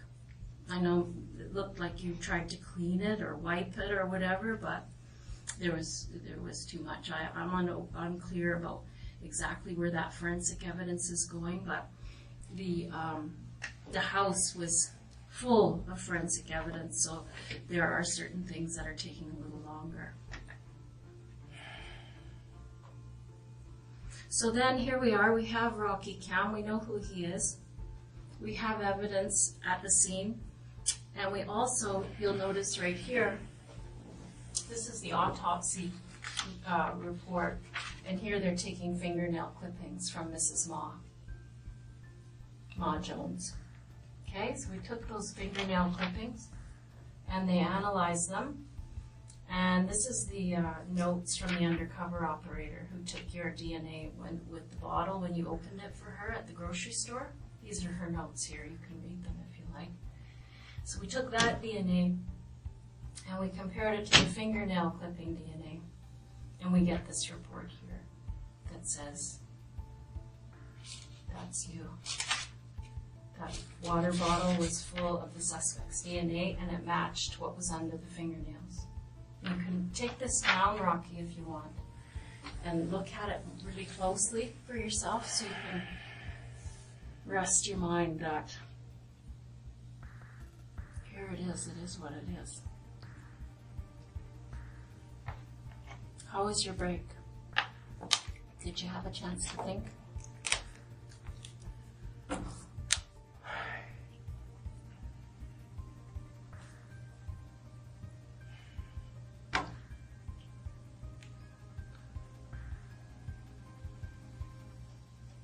Did you have a chance to think? Yeah. I was thinking I'm not gonna get any sleep tonight, am I? I didn't say that. And by the way, Rocky, it's 7:30. Mm-hmm. It's 7:30 in the evening. I don't want you, come on. You're 25 years old. It's 7:30 at night. I think you're okay.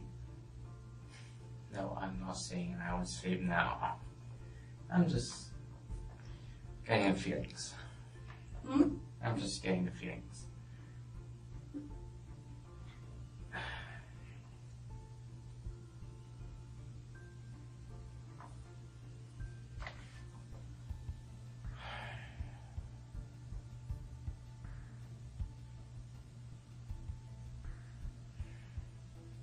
It's a lot. And you know what compounds the problem, Rocky, is if you look at that photograph there beside your shoulder there, that's Mr. Jones earlier that evening. You see him, he's all hunched over there, he's got a walker. He's quite disabled. That's another layer to this that really needs an explanation from you. You know what I mean?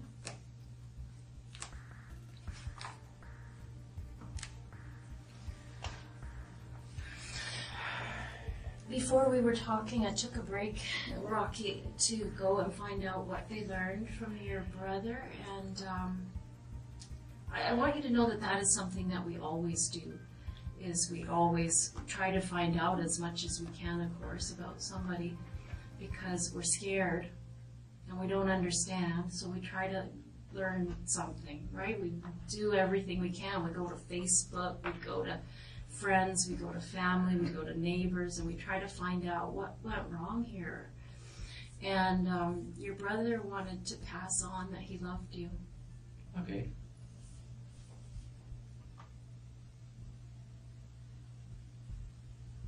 Do you love him back? Of course I do. Good.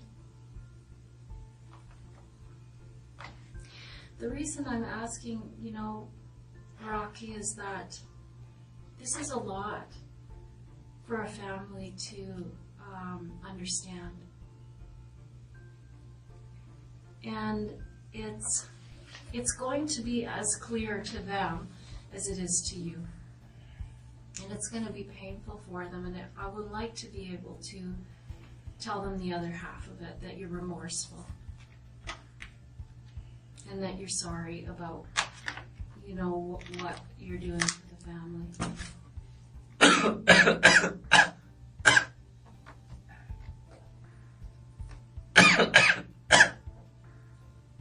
You need the Heimlich? What?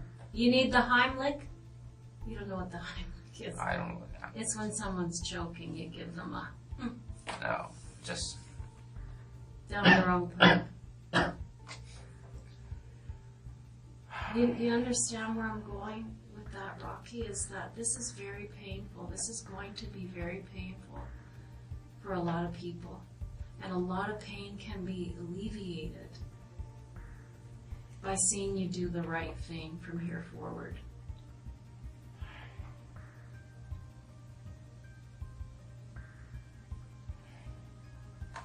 You know what I'm saying? You have you have a big family, really, who's going to be aware of everything.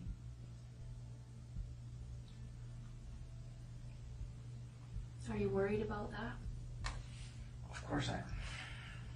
Well, good. But you're gonna show it anyway. Well, yeah, I mean, that can't be helped. I mean, that is done. I'm sorry about that, but that is done. That is not my doing, hon. If I could go back and save you from all of this, I sure would. I sure would.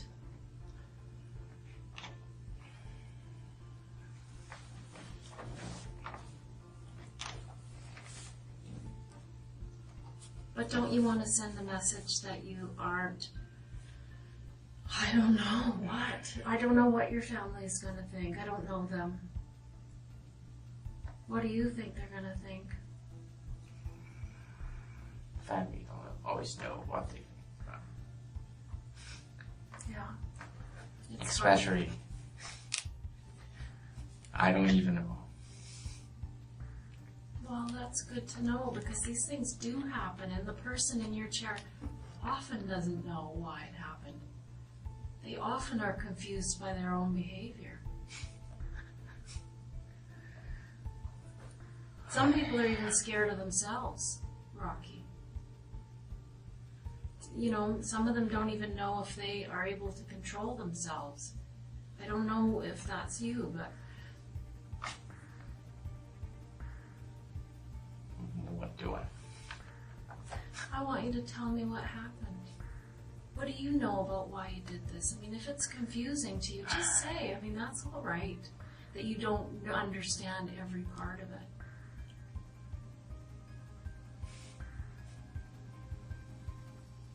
What started it? Nothing to say. Rocky, I know that it's something that you need to get out of you. You need to protect your family from the next parts of this, and you know, I don't mean that. You know, I just don't know what you need to make you understand that there's a lot of people that are going to be affected by what you do here tonight.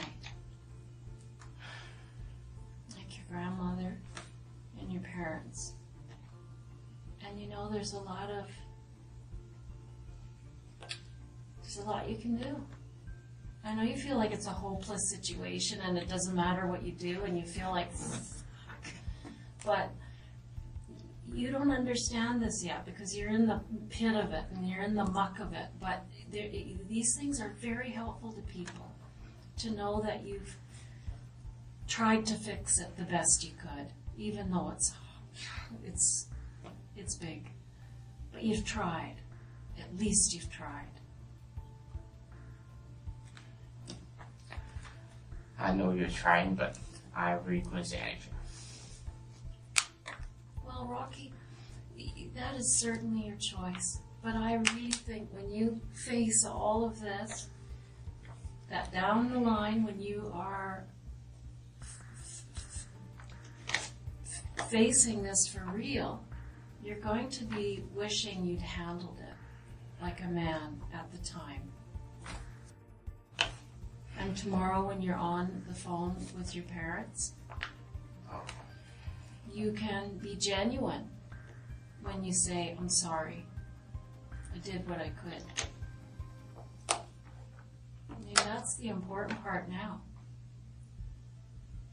People want to know why you did this. And maybe you don't know completely why, But there was some trigger, there was something that happened. And I don't know if you had been experiencing some problems for some time in your own head. I don't know. Help me with that. Help me to understand it, Rocky.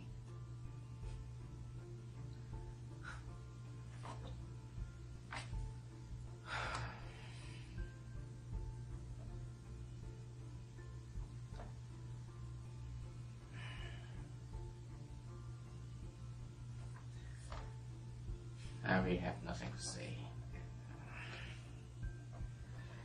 How can that be, Rocky? How can that be? You don't trust that, so well, I assume. How I don't trust what? I have nothing to say. I don't buy it. Yeah. You have lots to say. You look like you are full of things to say. Your face is twisted and you are anxious and you feel sick. I can see it in your face.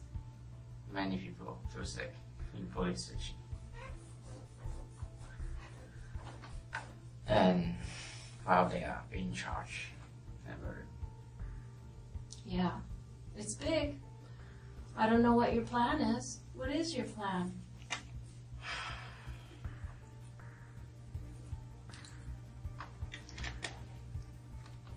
I mean, the police side of it is kind of done. I mean, they're going to continue to investigate. For instance, there were quite a few pools of blood outside as the suspect left. I don't know if that's just from dripping from the victim's blood or if that's your blood. I don't know what that is, but they're continuing to investigate that to find out what blood that is. I saw you look at your wrist just now. Is that where it was injured? No, I'm just thinking the police earlier asked me about something about scars. Mm-hmm. Well, this is my only scar. What is? I don't even see a scar. Yeah, it's because it's very long time ago. Okay. It's like, and I was, what, grade 7? I see a scar here. And here. Is it a scar? Yeah, I think so. Don't you think it is? Looks like a fingernail scratch to me. Where were you bleeding? Where were you bleeding? Bleed? Bleeding? Blood? You were bleeding when you left that place. What? Well, you were scratched. I know that because Miss Ma Jones had your DNA under There's her. nothing I could say.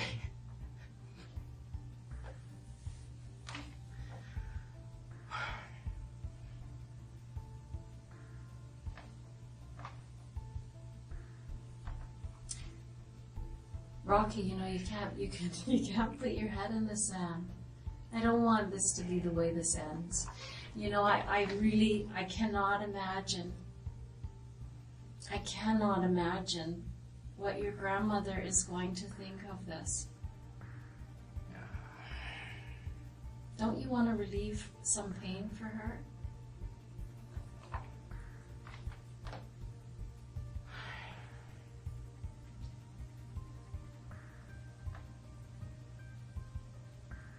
This is a big machine, and it's going to keep on going. We're going to keep gathering evidence, and it's not going to get easier or better. What can get easier and better is how your family feels about it, helping for them to heal, helping them to understand you, having them know that while you did screw up, you did the right thing. I'm not kidding, Rocky. It's a big deal to come forward after something awful. It's hard. What I'm asking you to do takes a lot of bravery. And I know that. And that's why I'm being very patient, and I'll sit with you as long as you need me to. But it takes a lot of bravery to come forward and regret and be remorseful for what you did.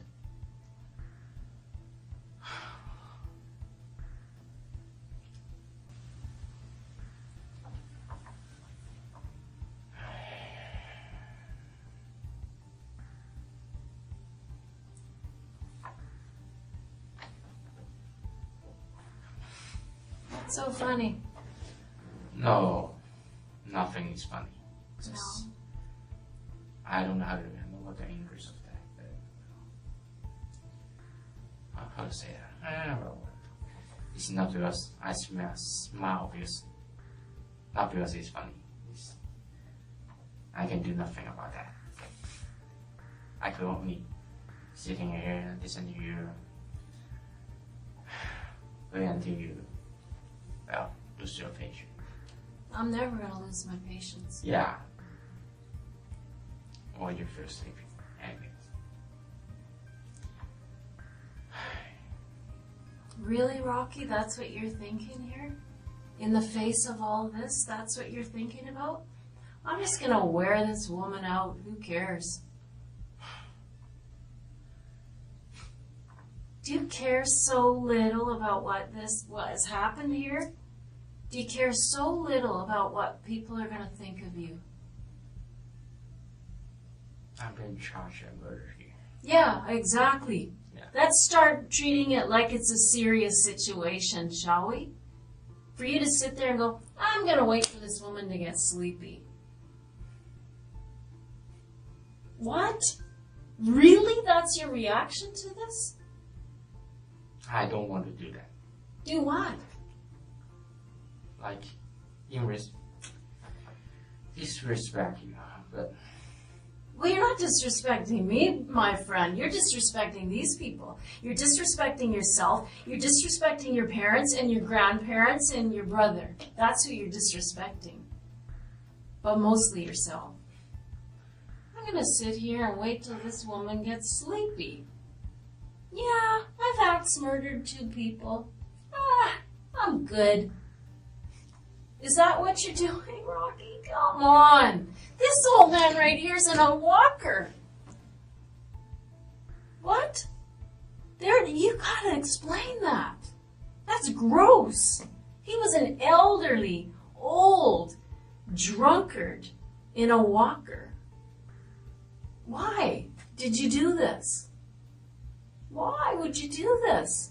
You gotta explain it. And if it's something that's going on inside of you, and you're sorry about it, let's hear it. Because right now you look pretty cold. I'm going to wait for this woman to get tired. I don't really care. I'm laughing through this whole thing. I'm grinning away. I don't really care. I don't care what my grandmother's going to go through. I don't care what these people's kids and families going to go through. I'm good. I don't care that I'm a 25-year-old able-bodied man and that old guy's in a walker. I don't care. What was that? Are you implying you're out of shape? Like, so it's a fair fight? Is that what that was? Oh, look at me, I'm fat, I'm out of shape. So it's a fair fight for this old man? I don't think so, man. Is that really what you're bringing to the table? I'm an out of shape gamer, so it's a fair fight. No. It's disgraceful.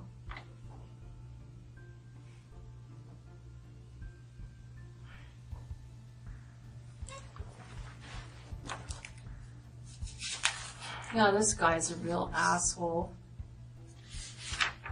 Do you know who this woman was? She worked at the woman you killed. Do you know who she was? She worked at GF Strong. And she helped people like this lady here recover. She was an occupational therapist. Well, not very many people had many good things to say about him. This lady, they called her, I think she was a hero of medicine. She won multiple awards for the help that she'd given people. Did you know that? Nothing to say. Rocky, did you know who she was?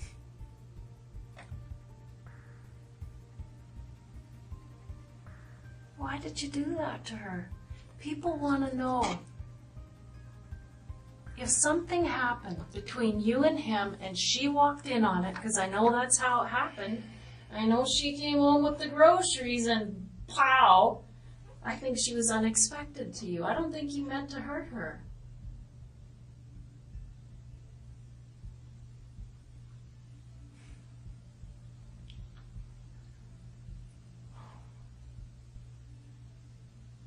But I'm only guessing. I want to hear it from you.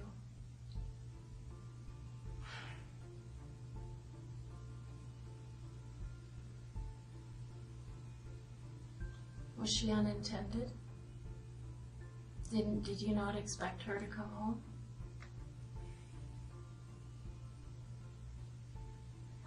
That makes a big difference, you know.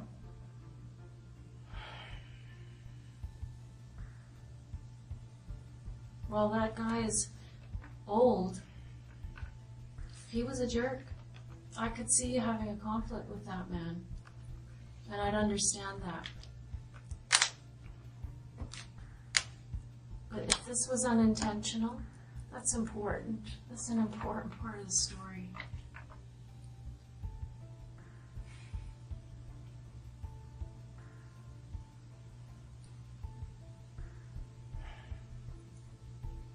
That's important, Rocky, and you know it.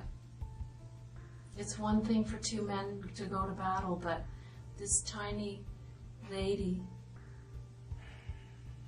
how do you explain that? I don't think that you thought she was going to be there.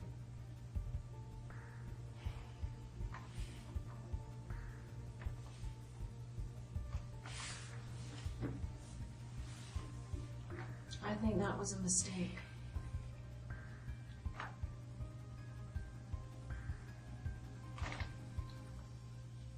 Am I right? I have nothing to say. Come on, Rocky. Look at this woman. You're insulting me. I'm what? Say that again. I have nothing to say. What did you say earlier? I have nothing to Something about insulting you? Is that what you said? I'm insulting you? By implying that I want an explanation for why you killed this tiny lady? Elderly lady? You're 25 years old, Rocky. Why did you do that?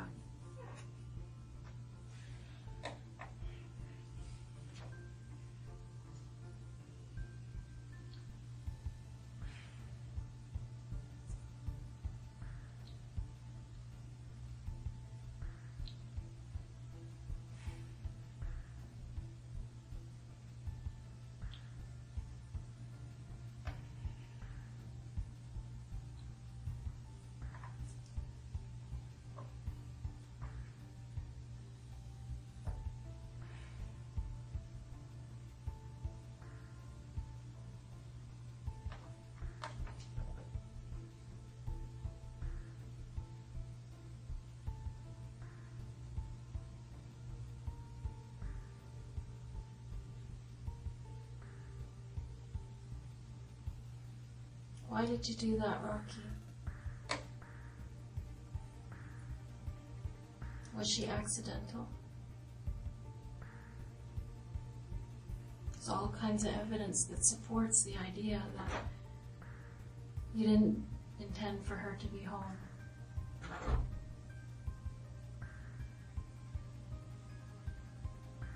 That would mean a lot to me if that was not your intention to kill that lady.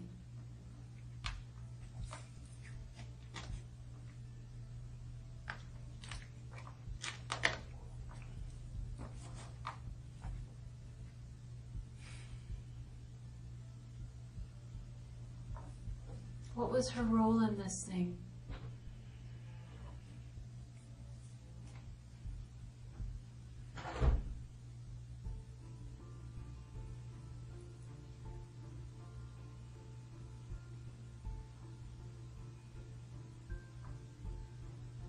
What was her role in this thing, Rocky?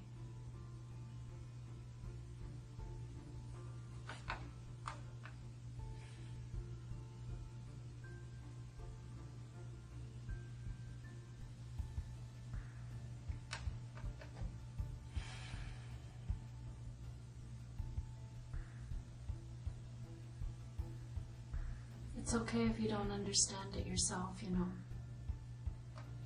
Because so far I don't really see why you do it. I don't understand the motive. They're not rich people.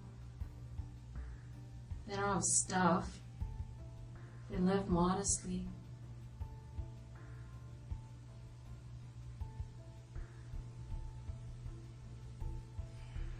I think there was something wrong with you. And you felt confused by it yourself at the time.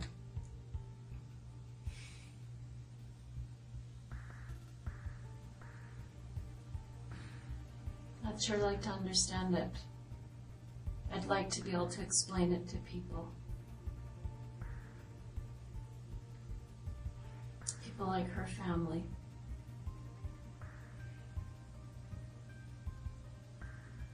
People like your family.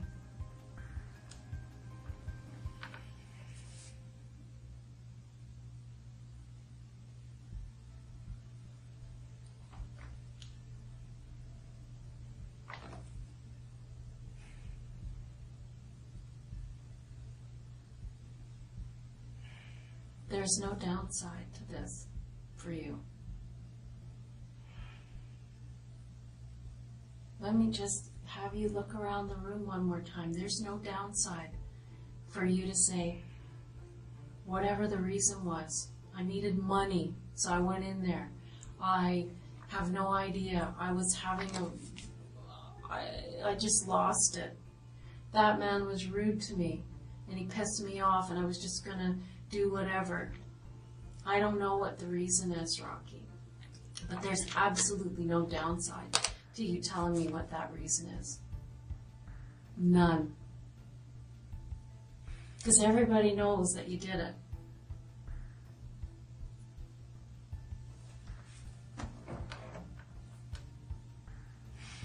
Everybody knows that you went in there. Everybody knows that you went into that store 2 weeks before and bought what we call as a kill kit.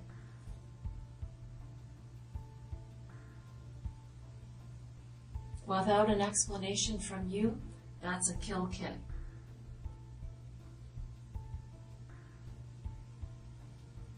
There's no downside to talking about your feelings about this, that you feel sorry, that you wish you could go back, that that lady was an accident, that you didn't want her to be involved. I'd like to hear that from you.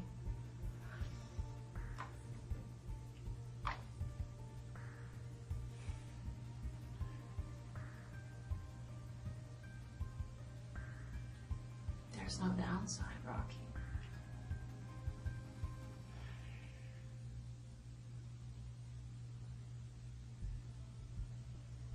All there is would be documenting the fact that you have empathy, that you're taking the first steps towards being somebody who would never do this again.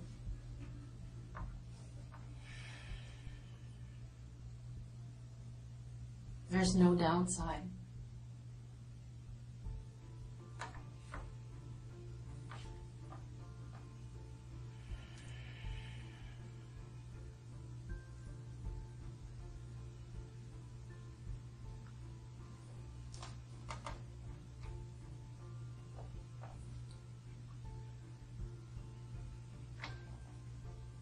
Do you hear what I'm saying, Rocky? That there's no downside? I hear every word. Good, I'm glad to hear that. Because the evidence is so overwhelming, and it's just going to build and build and build, because this is the kind of case that will take an entire team of forensic identification people. They'll be working on this case for months and months and months.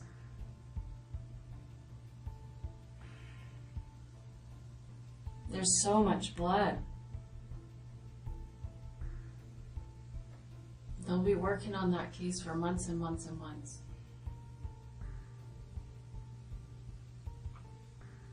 I mean, if this went in a way that you did not intend, there's no way you intended to leave that on the front lawn. You must have been panicked, Rocky.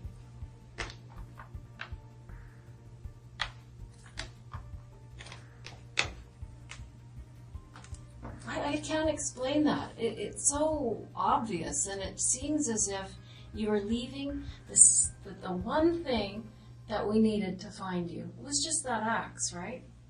That's what led us to you. And you left it on the front lawn. Why did you do that? Like, it's going around in my head that you did it because you wanted to be caught. I don't know.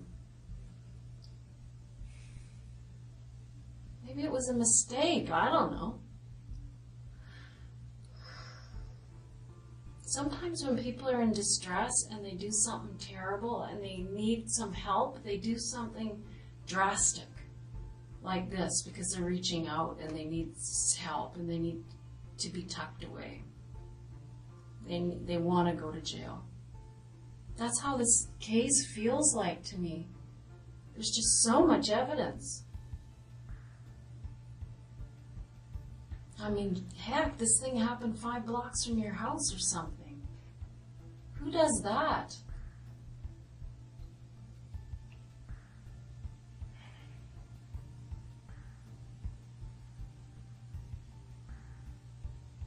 Did you want to get caught?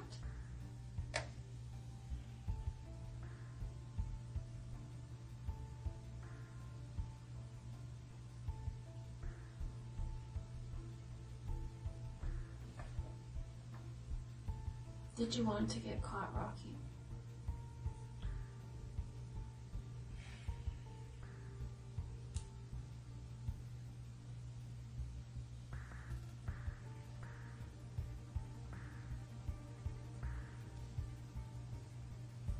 Why did you leave those things there?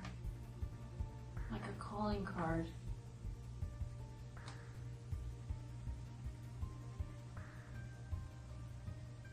It feels like you're just screaming out for help with this thing.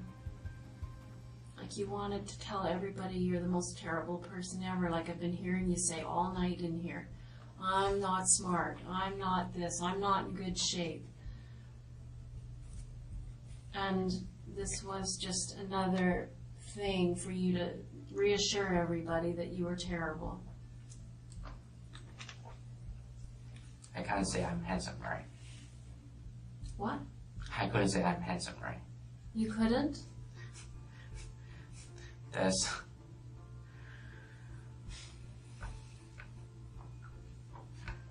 Well, just an example. Why would I, brag myself? Why would you brag on yourself? Well, you shouldn't brag on yourself, but you don't have to beat yourself up. You interpret it that way. I never meant that. You say it just that way, bro.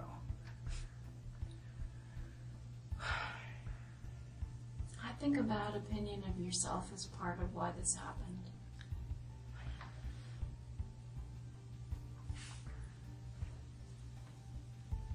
I think you can work on that stuff. And you gotta start somewhere.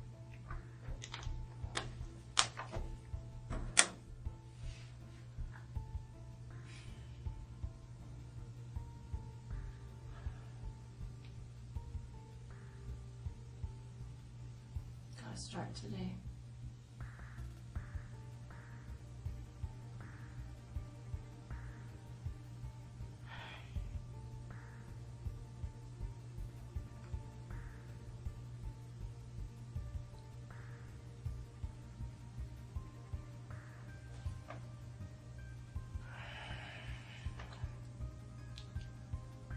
I mean, it'd be nice for you to be able to say you're brave.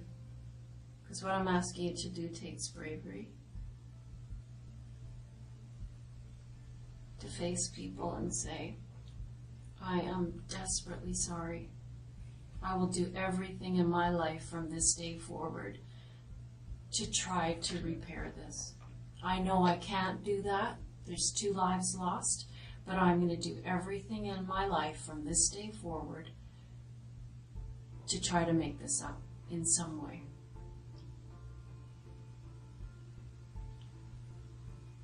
Do you understand the power of that, Rocky?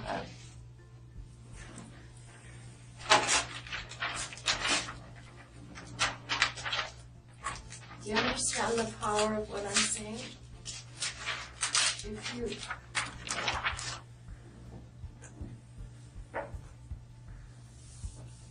take this date and go forward telling everybody who knows you and is involved in this that I'm going to do everything I can to make this right as I can. I don't see the downside in doing that, Rocky. It just makes people have faith.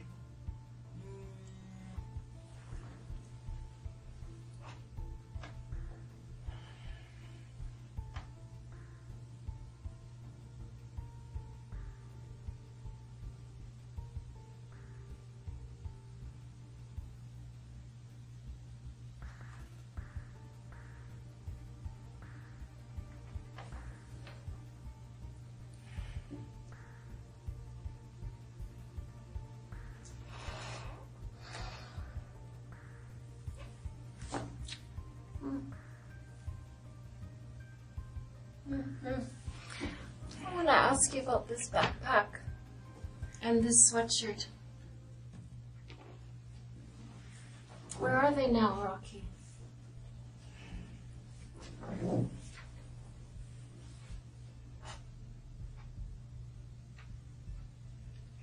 I mean, you don't seem like a guy to me who has a lot of clothes and a lot of things.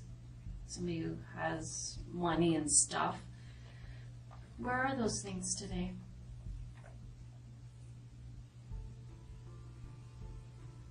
Obviously you like them. We see you in those clothes on that day, on the 13th. We see you in those clothes the night of when those people died. How come you don't have them anymore? Where are they?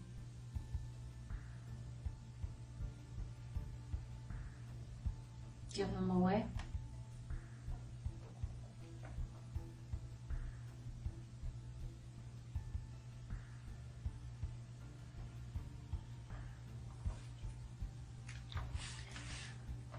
I don't know. What's your plan?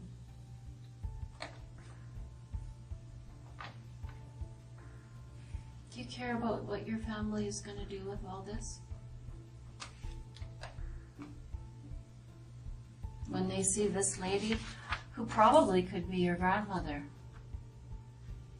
maybe not quite old enough.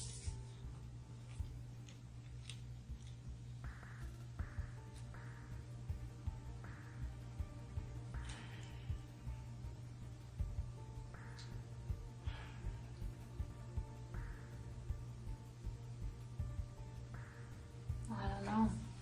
It doesn't make any sense to me. I wish we could have some understanding of why this happened. I mean, this is what people are going to wonder about. Your hat is right here.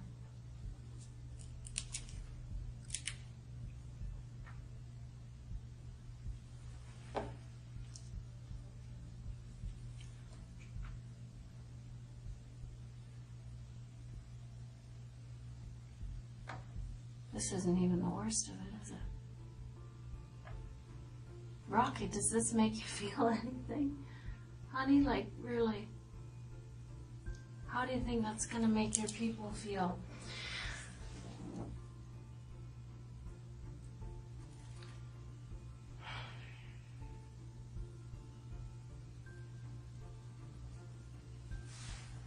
If you don't understand it yourself, it's okay, you know.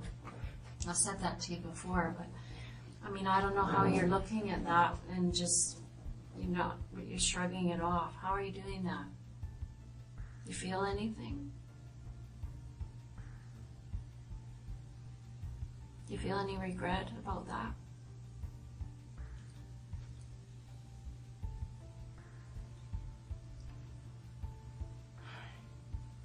You don't? Nothing to say. Ha ha ha ha ha ha ha. Sorry. That is a bad habit, my friend. You look at this. That's a bad habit. Yeah. I have nothing to say. Why not? There's absolutely no downside What do you want to know? whatsoever. What do you want to know? I want to know why you went in there.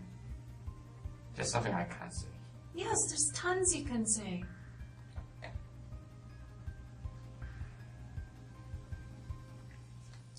Tell me how you feel about it today.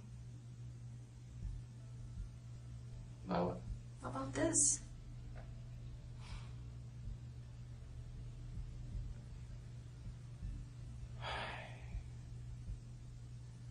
You asked me what I want to know, and I'm asking you, I want to know how you feel about it today.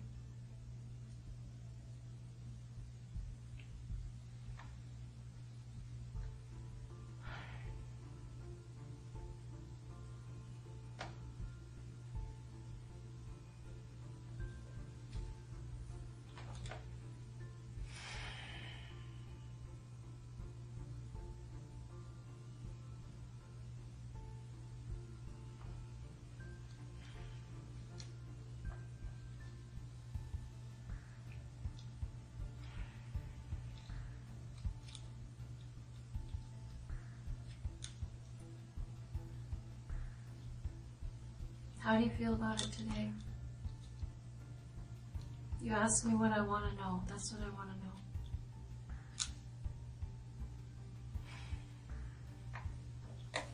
I couldn't say anything.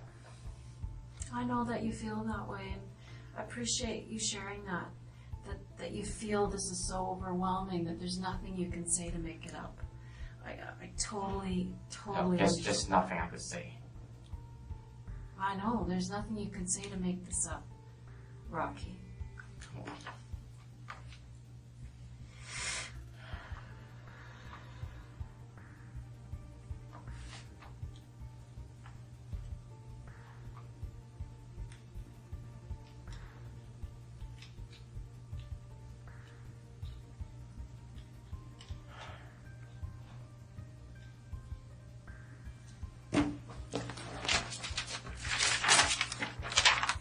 I want you to look at that hoodie, that backpack. Where is that today? I know you had that with you that night.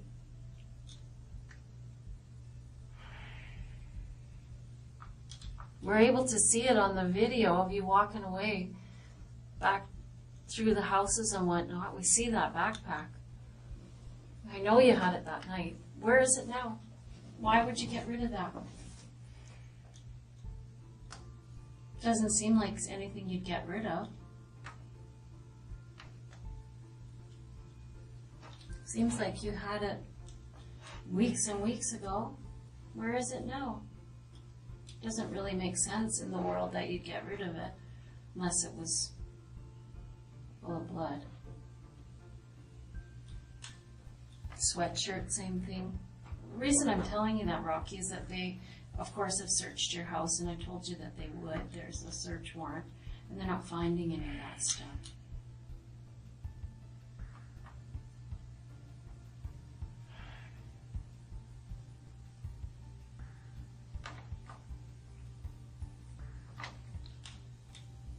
Rocky, when you say there's nothing that you can say about this, I know that it looks overwhelming and it feels overwhelming, and it is in terms of evidence and proving that you did this thing. You're very right about that.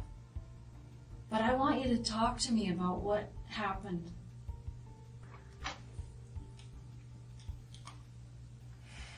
There's absolutely no reason not to try to garner some understanding and some empathy from people. If you just flipped out, let me hear it. Let me understand what you were thinking about.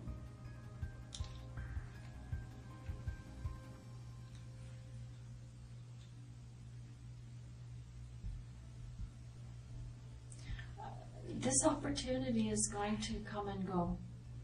You know that? You are not going to have another opportunity to apologize.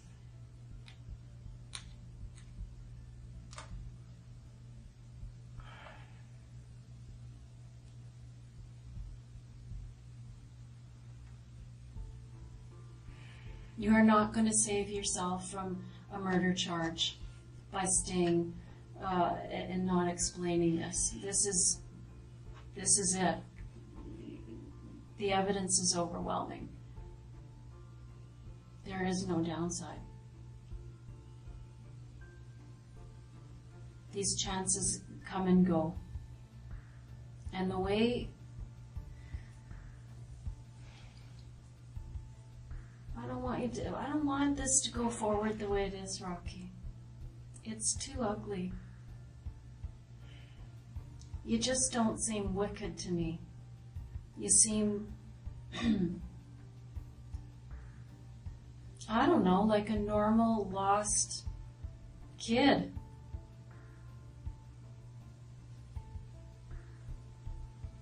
Is there something else going on I don't know about?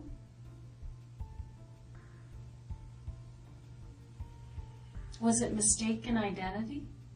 You went there looking for somebody else? There's just Rocky, I don't know if you're seeing clearly or if you understand how terrible it looks.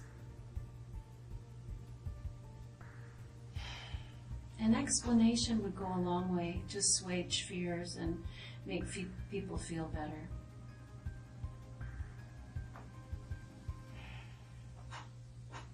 I mean, there's a lot of unanswered questions that we're going to answer, like about where that backpack is and where that sweatshirt is. Or, we usually find those things. I mean, we don't need them.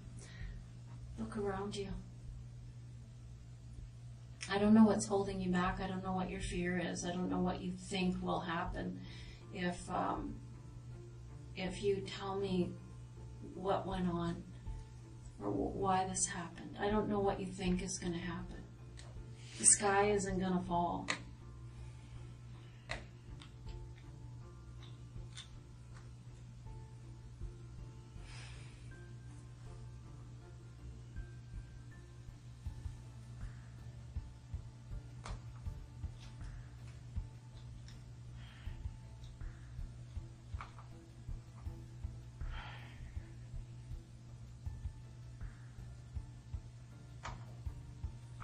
Your brother said he loves you no matter what.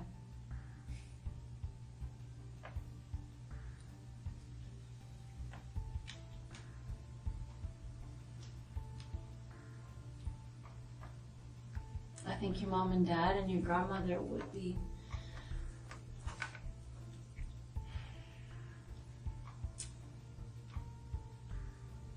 less embarrassed, I guess, if you were honest.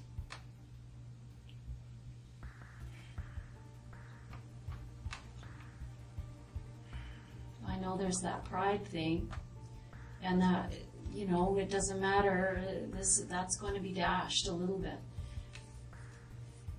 But in order for them to be able to say, well, at least we raised a son who is going to face his mistakes like a man, address something, do something for himself for a change, be independent,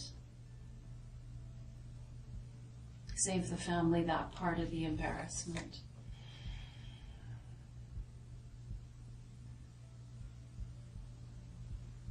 Rocky, do you know what I mean?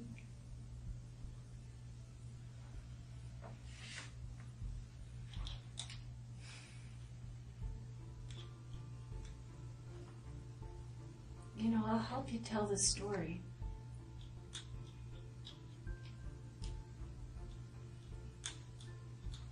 I'm not going to leave you here to feel it alone,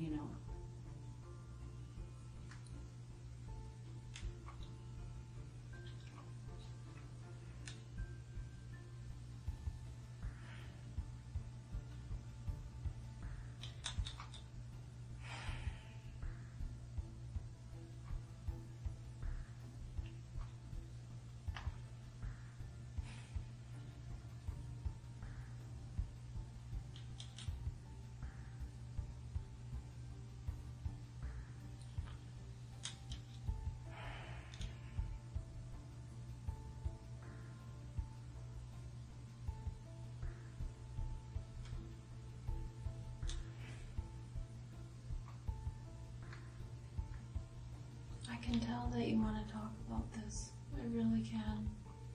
And I really can assure you that you're going to feel better when you get it out, Rocky. It's a lot better. I mean it. I'm going to help you tell this so that it helps people, like their families. Okay?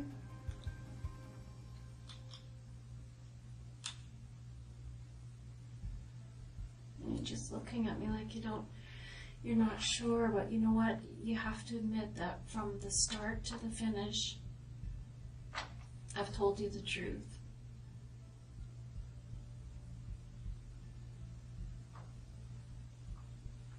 And I'm telling you the truth when I'm telling you that I'm going to help this part of the story go into the file. And it's not just this stuff in the file. Okay, Rocky, I promise you I will do that. I'll tell this story exactly the way you want me to tell it.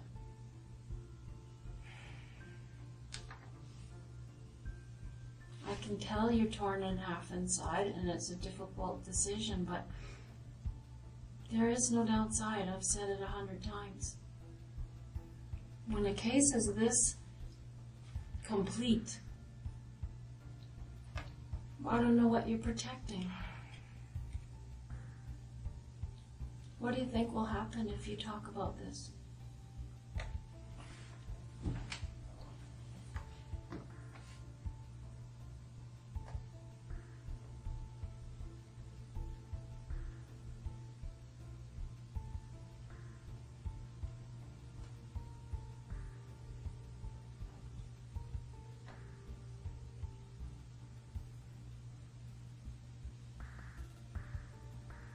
Rocky, when people see something like that and they don't understand it and the person doesn't reach out and try to be understood, it just creates fear. I don't know if that's what you wanted at the end of the day, was to be feared by your family and your neighbors. I don't know if that was ultimately what you're after. I feel like you wanted to be known because you made it so obvious, but what is it that you wanted?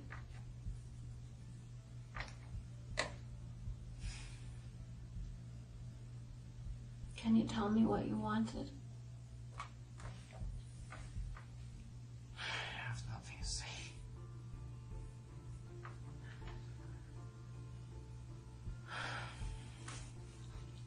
You asked me earlier what I wanted to know.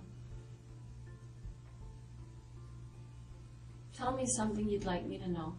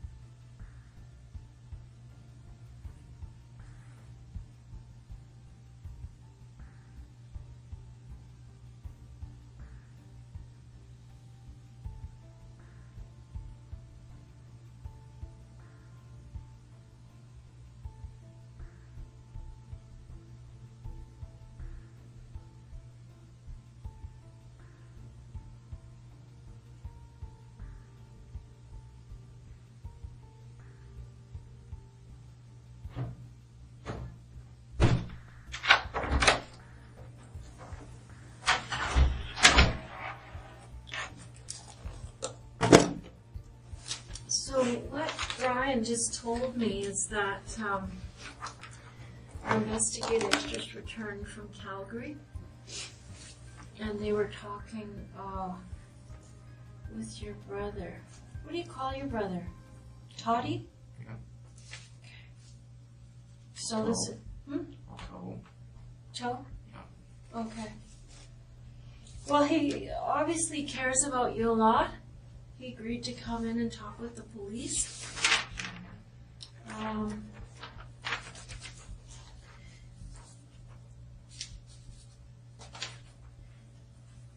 He said it took you a little bit longer to get your degree, but you had to learn English at the same time. So that's sort of understandable. No, actually, my English is very fine at that time. But it just is, unless you guess what was the house, got 7.0 points, or otherwise you need to take some, I don't know, EAP course, that kind of stuff. Just Okay. what body required. Okay. What do you think of this? What the others. Yeah, just that your brother has come in to talk about you.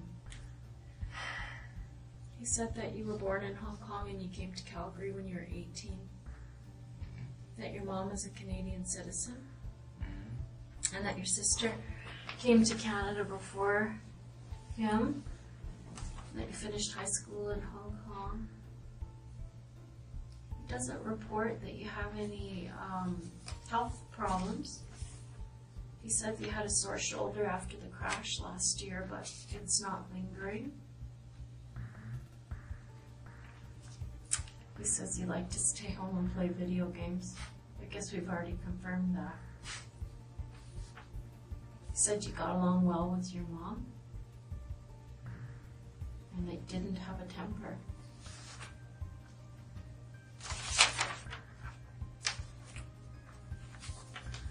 It says in here that your grandmother is 92. Unfortunately, it's 93. I guess your mom is out visiting with her now. And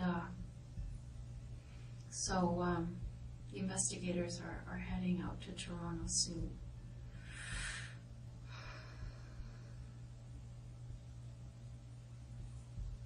Anyway, there's other notes, but your brother had a message for you. Do you want to hear it? Listen carefully because this computer's speakers aren't very loud.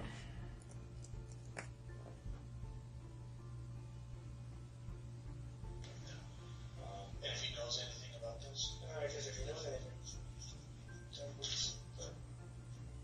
Please. Yeah, he wants you to tell the police the truth. Does that have any impact on you, Rocky? I have nothing to say.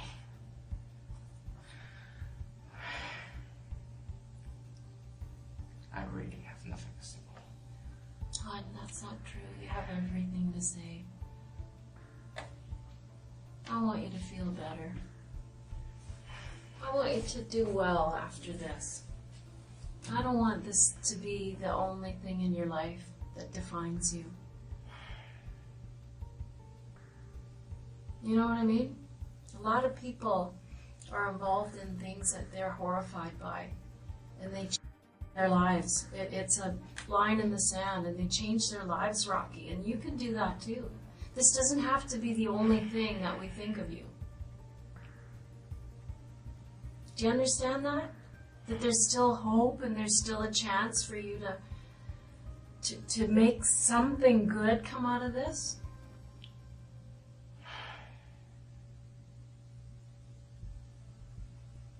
Your family's watching what you do from here forward. Your grandmother's watching what you do here forward. Come on, Rocky, you gotta do the right thing. I don't understand how this is difficult. It's very simple. It's very easy, actually. There is only one right thing to do.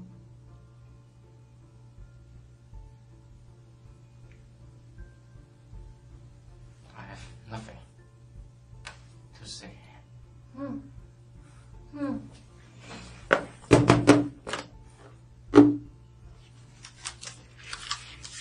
So Rocky, one more time then. Why is your DNA on this knife outside the house where these people were killed? Can I have an explanation for that? I have nothing to say. Rocky, I want you to notice that there's an image of you here at the Canadian Tire, and you are buying a hatchet, a pair of gloves, and a hat. The hatchet and the hat are at the house, the exact same make and model as you bought, and the same hat that you bought, same brand, same logo, same everything, is at the house where those people were killed. Do you have an explanation for that? I have nothing to say.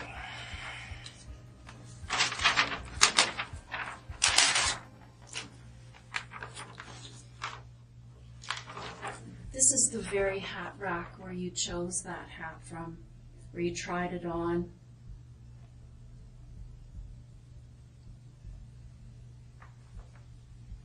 Put your forehead on the brim of it. All of this analysis is yet to be done. I don't want to talk about it. I'm sure you don't, love. I'm sure you don't. That's the easy way out. I'm just changing phrase. I have nothing to say. Fine.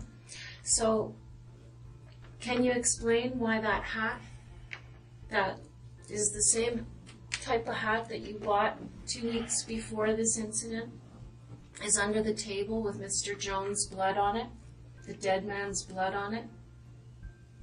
Do you have an explanation?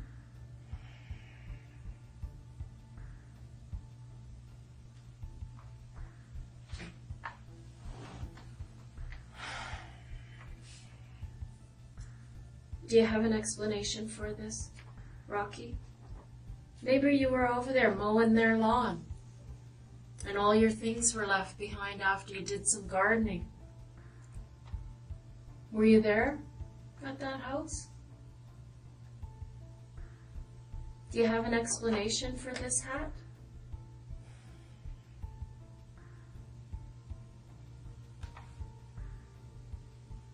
Rocky, do you have an explanation for the hat?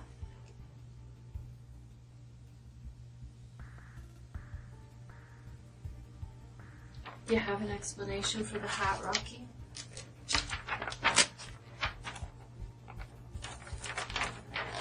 It was found under the kitchen table with Mr. Jones' blood on it.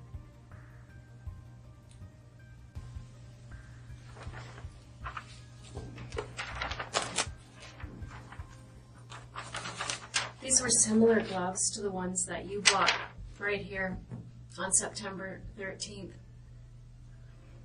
These little rubber knobs on these gloves left patterns on the wall in blood. Do you have any explanation for that, Rocky? No? You're good? Nothing to say? Okay.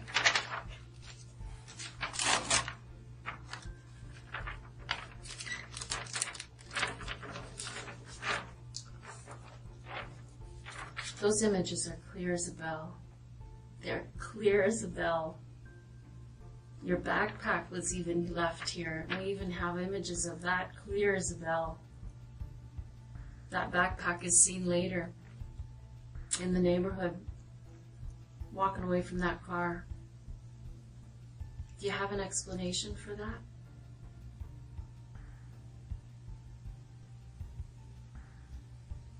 If you have one, it'd be nice to hear it now. Doesn't really make sense if you have an explanation that could explain that, this has nothing to do with you. Now would be the time, wouldn't it?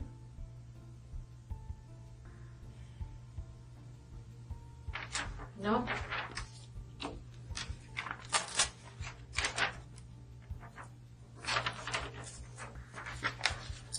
This hatchet here, it's the exact same make and model that you bought on September the 13th. Sitting outside of the residence, blood all over it. Do you have any explanation for that, Rocky? No?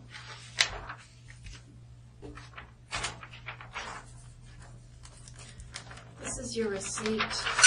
You didn't take the copy at the time, but this is your receipt from September 13th that shows the items that you bought, being the hatchet, gloves, and hat. Thank you. Hold on.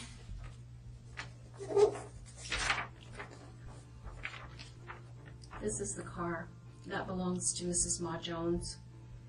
This is the car that was driven around the neighborhood and rifled through, and then the headlights came on. Just lit everything up beautifully for our video camera. Do you have any explanation for why your image might be on that video?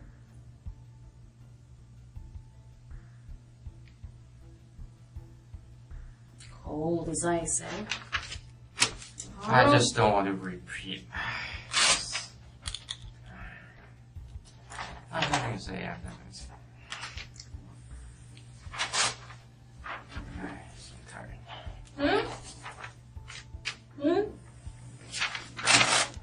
Thank you.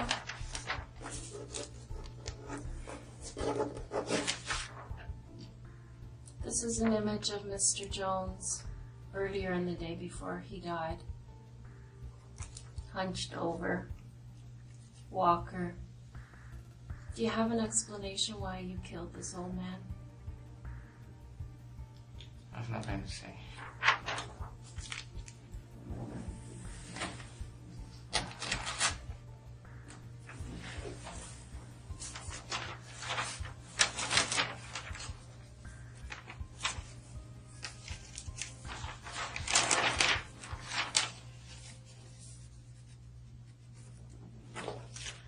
This is the report from the autopsy where they took the fingernails off Mrs. Ma Jones.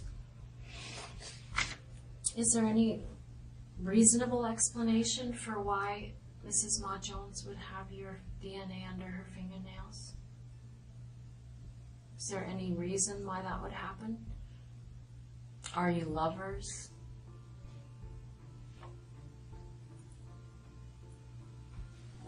Thought not. How are you? May I ask, how are you? How am I? Yeah. Perfect. What does that mean, how are you? How are you? Just asking your age. Sorry. How old am I? Yeah. I'm 50. Oh. Why do you want to know? Sort of. How long have you been in the police department? 27 years. That's long. It is long, isn't it? I'm going to tell you how long it is, Rocky. It's been a very long time when somebody is faced with something like this, that someone opts to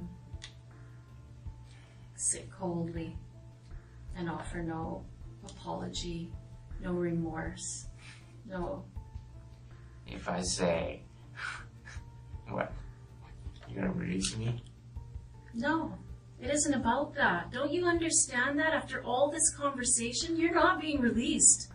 No matter what. I know. You've killed 2 people, man. You're not going anywhere. This isn't about being released. This is about helping other people. But you don't care about that. That's all I've been talking about all night, is you helping other people. You've done enough to hurt other people, that's for sure. But you're just sitting there coldly. I don't have anything to say. I don't really give a shit. You're not me. No, I certainly am not. Because you know the difference? I have empathy for other people, and I care No, about other you're people. not being charged for murder. I didn't kill anybody either. That's the difference, man.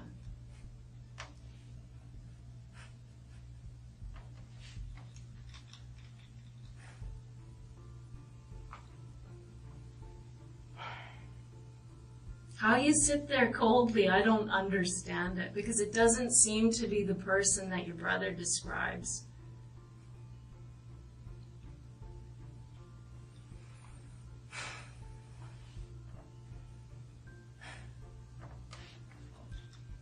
I'm telling you, Rocky, I've been in this room tons of times with tons of people, and with people who've done worse things than you.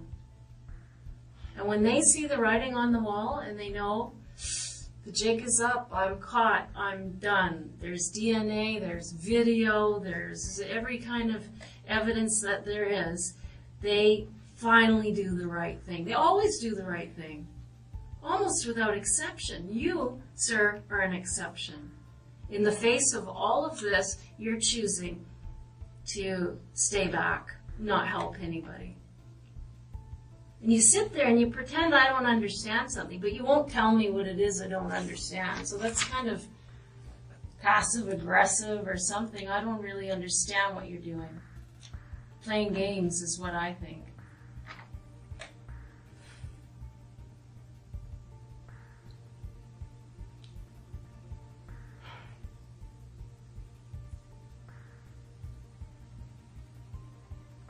You just playing games, Rocky? Is that what it is? Like, this whole thing seems like a big game to you. You're laughing all the way through the interview here in the face of incredible amounts of gore and harm that you've caused, and you don't even seem to take it seriously. You're just giggling away there. Because that's not love. Oh, I don't know what it is. You're sure not explaining it. We're just left with what we see. And it's not an empathetic person. Yeah.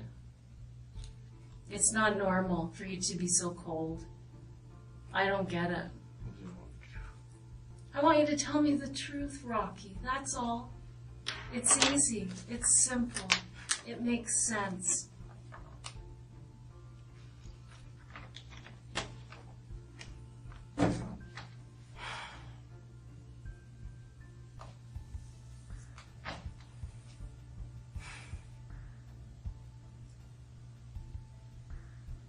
Just tell me the truth.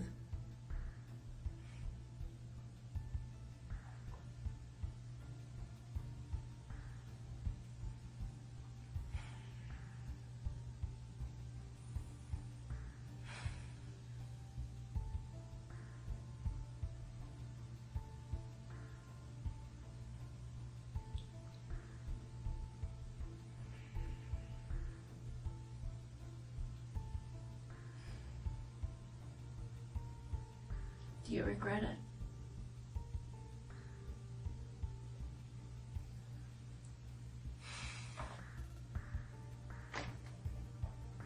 Do you feel sorry?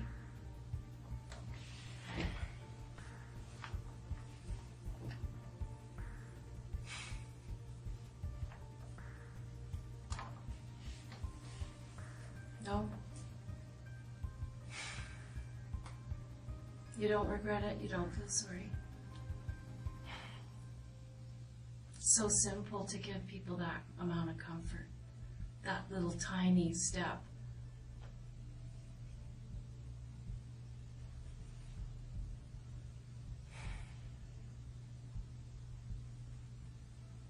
It's such a simple thing to give people, and you won't even give them that. I don't understand it.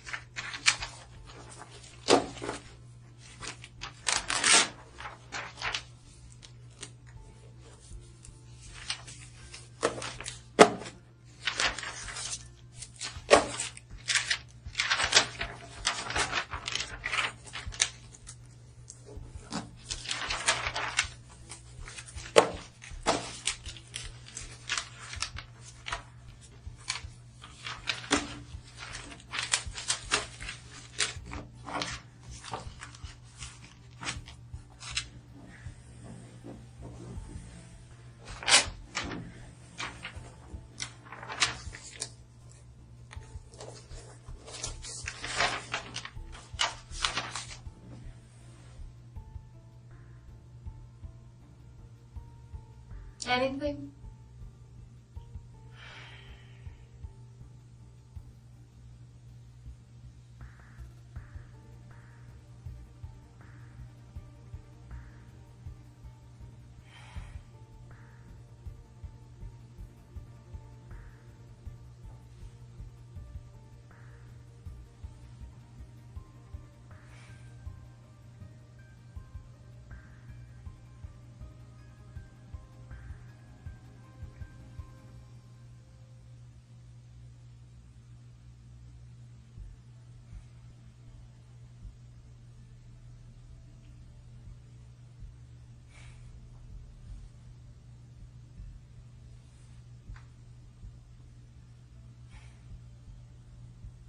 This is your chance. What do you want to say?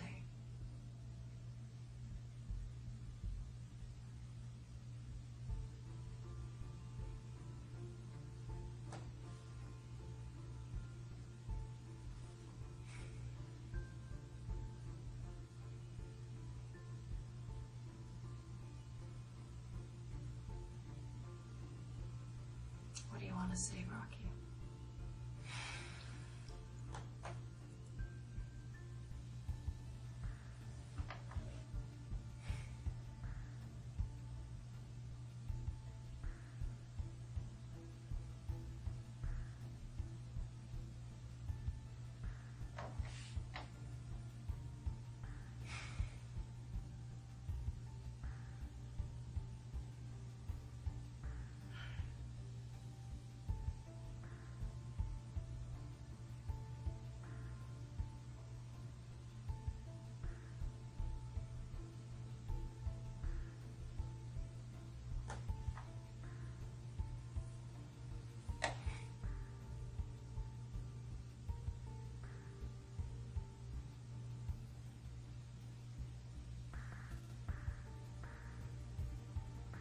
Tell me what you want to say. I can see that you're feeling something.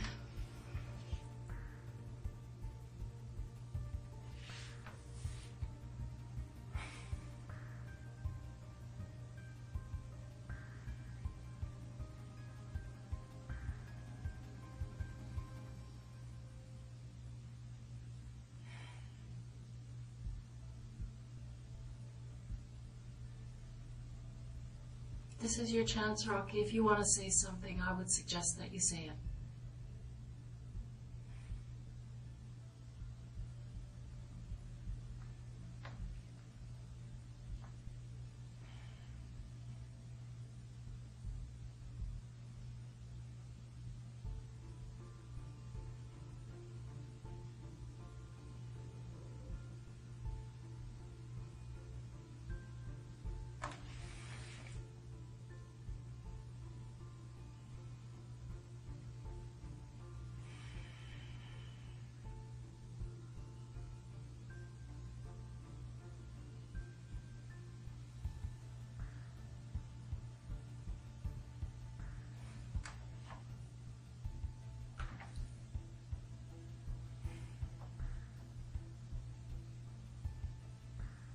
What is it?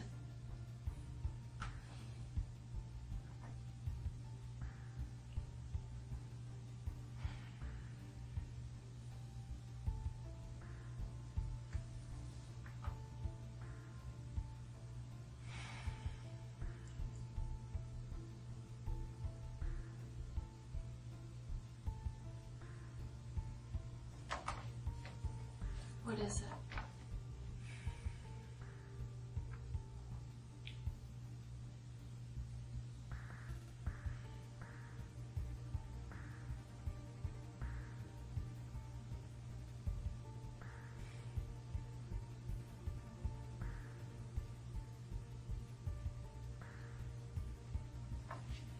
What do you want to say about this, Rocky?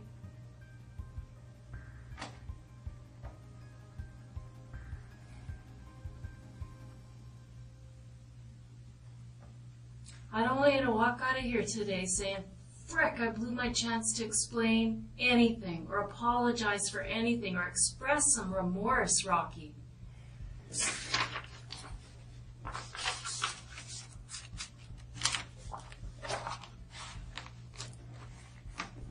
What do you want to say about this, Rocky?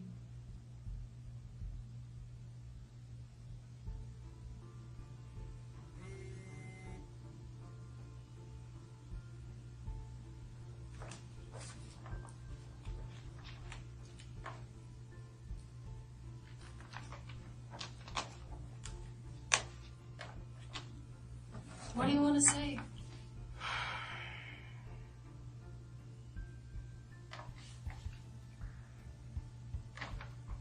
You know, Rocky, I can sit there and I can feel that you are feeling something.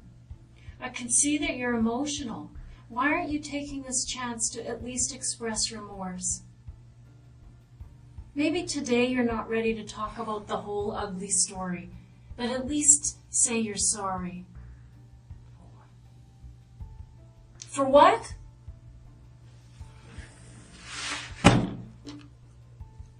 You're an animal.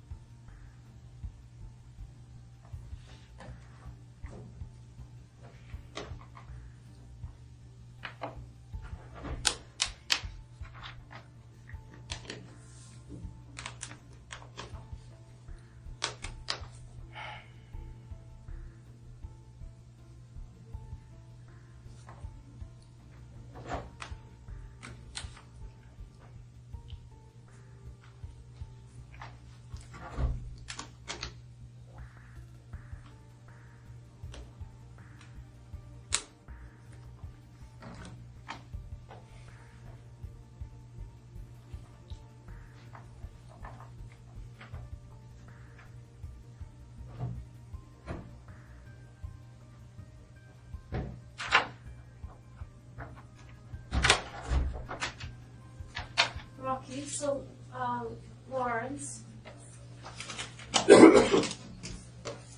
Hi. this is Lawrence Louie. He's with the Forensic Identification Unit, Rocky. So you were asking earlier about the process. So what's going to happen now is that they're going to take some photographs of some of the marks on your body, and they're going to take your clothing and document all of that before they send you to jail. Okay, so they're going to do that across the room where there's no audio or video recording so that you can have some privacy there. But you will be under audio recording over there. Do I have the right to reject? No. No, we're gathering evidence and you're under arrest for murder ×2. So no, you don't have a lot of leeway at this time, that's for sure. Okay? Are we all set to go over? Come on, Rocky. Okay, Rex. Just put them back, you guys, if you can. Before that, You I got go it. to the washroom. You can go to the washroom beforehand. Yep. Rocky, whose shoes are those you're wearing? Mine. Abby's just gonna